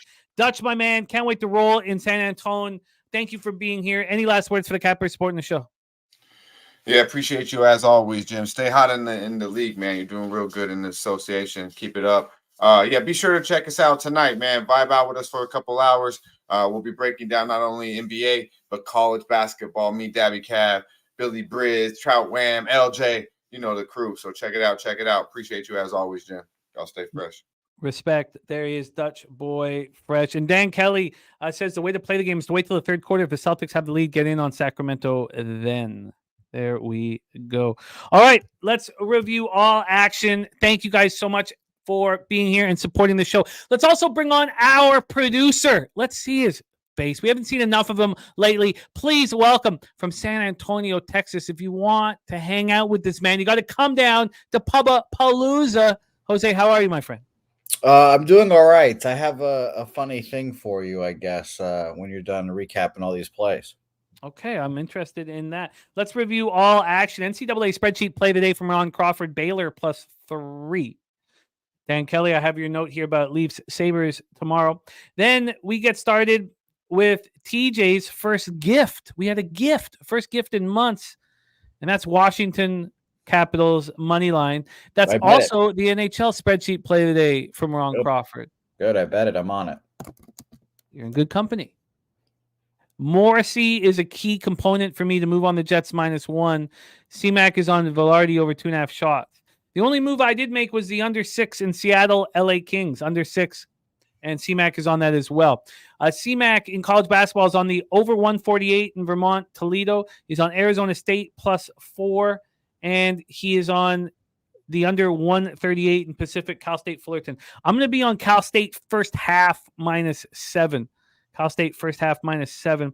And in that Santa Clara San Jose State game, we had CMAC bet Santa Clara -2. He just didn't want to give it out at the 4 or 4.5 that is available right here and right now. Daby Cab is on Duke -1.5. He's on North Carolina first half -1 and full game -1.5. He moved on the first half -1 here on the show. He bet that -1.5 and tweeted it out last night. And he's on Arizona -6.5. I'm very interested in this Montross first game after Montross's death being on North Carolina as well. I plan to bet them here after the show. In NBA, Sammy Comer's on the Magic first quarter -0.5. Rockets first quarter -1. Rockets first half -1.5. LJ from H-Town Trilogy play today. Rockets first half -1.5. Sammy Comer moved on the Sacramento Kings money line -129. Vipers on the Knicks money line -118. And Ron Crawford is on the Houston Rockets -3 is the spreadsheet play of the day. BJ gave us his 5-unit bets on the Philadelphia 76ers and the Sacramento Kings. We talked about Dutch's action already just a second ago. Dan Kelly gave us Walker Kessler over 11.5 points at +120 and over 14.5 at +330. Dan Kelly also gave us a same game parlay with Walker over 9.5 points and Fontecchio over 9.5 points at +220. Then he's I don't have I'm not sure who gave us the market in 25 or more at +180. Was that you as well, Dan? I think that might have been Sammy Comer. I'm not sure. I did that wrong with my copy and pasting. Rod Zawacki has a 2-teamer in NBA props for us. Embiid over 33.5 points and Trae Young over 3.5 rebounds. I'm going to be on the under in Charlotte, Indiana. Dutch is on the Magic -5 at -107. I'm going to be on the Sixers. Dutch on Sixers. We went over all of Dutch's action, so we don't need to hammer that again. There you go. That is our show for today. Jose, what was this humorous thing you speak of, my friend? So Christmas is here, of course, and we're trying to figure out what we're getting people for Christmas. And I'm packing up my shit because I'm moving out of my parents' house very soon. I know. Whoa, where are you going? Renting a house with Helga, big deal. We don't know what house yet, but big deal, yeah. Wow. Obvious, and that's another reason why I haven't made many bets as well, saving money, doing that. Shout out to LeBron, though. But I say that because now I'm going to be not with my parents that I have been living with them all my life, etc. And I think to myself, how am I going to fill the void for my parents? They're not going to have me anymore. So this Christmas, I will be purchasing a parrot for my mother and my dad. So I'm going to buy them a bird to replace me. Is that something they've always wanted? They've talked about it would be nice to have a parrot, blah blah blah, but they're never very serious about it. But I'm gonna get them a parrot. I'm gonna get them a parakeet, and it would be very funny to me. Wow, a parakeet. Could you imagine if one day you're just becoming old? Carter's about to move out of your place, and he's like, "Here, father, a parrot." Oh, my dad would be nonplussed with a parrot. But that's very exciting news. So you will be in a house by the time we come down to Pubapalooza? Probably, yeah. Probably. Oh, wow. Wow, Yeah, look at that. Who knows? Yeah, it's going to be shitty paying rent, and I'm going to be more broke than I already am. But, it's going to be fun. It's going to be fun. He's all grossed up. Yeah. All grossed up. I'm packing all my shit. I don't have my Mason Rudolph Steelers jersey available to me right now, and now he's going to probably suck this weekend because of that. But shout out to my almost said it. Shout out to one of my favorite people. You're good. You almost. I know what you almost said. Kelly McKinnon says, "Do you like your parents, Jose?" It wanes from day to day. If we're gonna be honest, it waxes and wanes from day to day. I would say it's okay. It's okay. Piker says, wow, I was accelerating things with Helga. He's missed a lot. Don't get too comfortable. Okay. Yeah, Seamus, just fucking come to Palooza, man. It'd be nice to see you, Mr. Ignoramus. It would. We need him back on screen too. Bring some levity Yes. to the show. And look at that. Jose's getting that married face too soon. Yeah, by the way, Mally Mal called me fat earlier. I come on screen, he just says that Jose's been eating good. That's a translation to call me fat, Mally Mal. What the fuck? Yeah, you do look your lips or your cheeks a little bulbous. This is fucked up. This is I've been working out. I actually haven't been the last week because I hurt my back because I'm an old man, but no, this is fucked.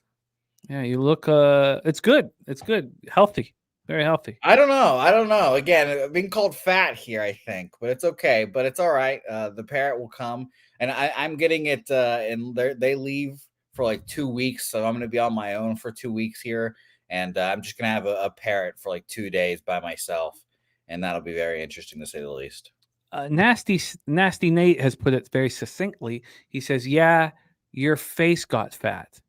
True. Yeah, I guess so. Yeah, I don't know what to say. I don't know what to say. I'm fat as fuck now, apparently. And just a reminder to everyone, Palooza is this third weekend in March.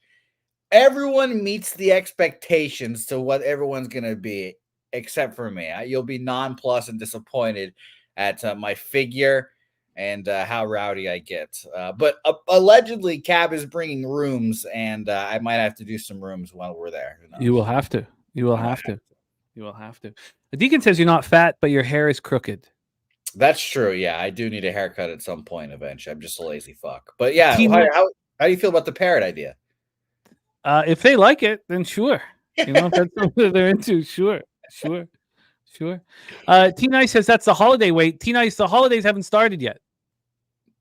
So, true, I guess. Yeah, sure. There we go. Well, it's great to have you back in action, Jose. We've missed you.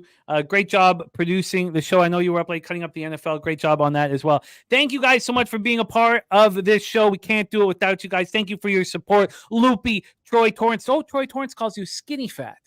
I just hope Troy Torrance stretches out his hamstrings for fucking both of them are going out at Palooza after I dust his ass. North Ender calls you big boned. Yeah, I didn't realize, sometimes you have to get on camera amongst your friends to really figure out your flaws. Because don't worry, they'll point them out quick. They'll find them. And they'll point them out. Thank you, Mally Mal. Yeah, for calling me a fat ass. Yeah, he says eating good doesn't always mean fat, but in this situation, it means fat. Yeah. When you're right, Mally. And that's why Butcher says, don't worry, when you get your own place, you'll lose weight. He's right. True. He's right. Yeah, and I won't be able to afford food, so who knows? Busty Bouquet says Alex. God. It's funny that your breasts are much smaller than I imagined them to be. Yeah, it's good. That was one of the plus sides of Palooza 1. I was shocked at the very small size of your breasts. Well, don't worry. I don't know what is more surprising, your height or the size of my tits. Why does everybody think I'm small? I don't know. Everyone thinks you're 5'4", apparently. It's ridiculous. Everyone's like, Jimmy, you're 6 foot. What the fuck? That does bother me. All right. Thank you guys so much. Nasty Nate, Jarek White, Kelly McInnes, North Ender, Piker, Alec Dirks, Deacon Mike, the Sweaty Butcher, Mally Mal, Sancho, Troy Torrance. What a great group, man. I love rocking with you guys. Christopher Comentini, BJ, everybody sharing their action. The Chillest, Leonard Porch Jr., LJ from H-Town says party at Jose's for Palooza 3. The desk. Michael Johnson, Jimmy Gomez, Bo Jackson. Thank you guys. Humble Money Family. All of you guys. Robert Martin, thank you guys all for your support. Blue Numbers. Take us home, Jose. Please bless our action and let's us into the future. Well, don't worry. Loopy dropped and I imagine Jimmy is 5'5". Fuck, man.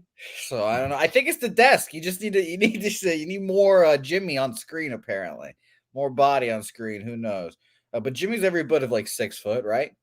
No, I'm not. I'm like, I'm not even quite. I'm just under 5'11". But That hurts. Deacon says he has man boobs, but it helps him getting dates.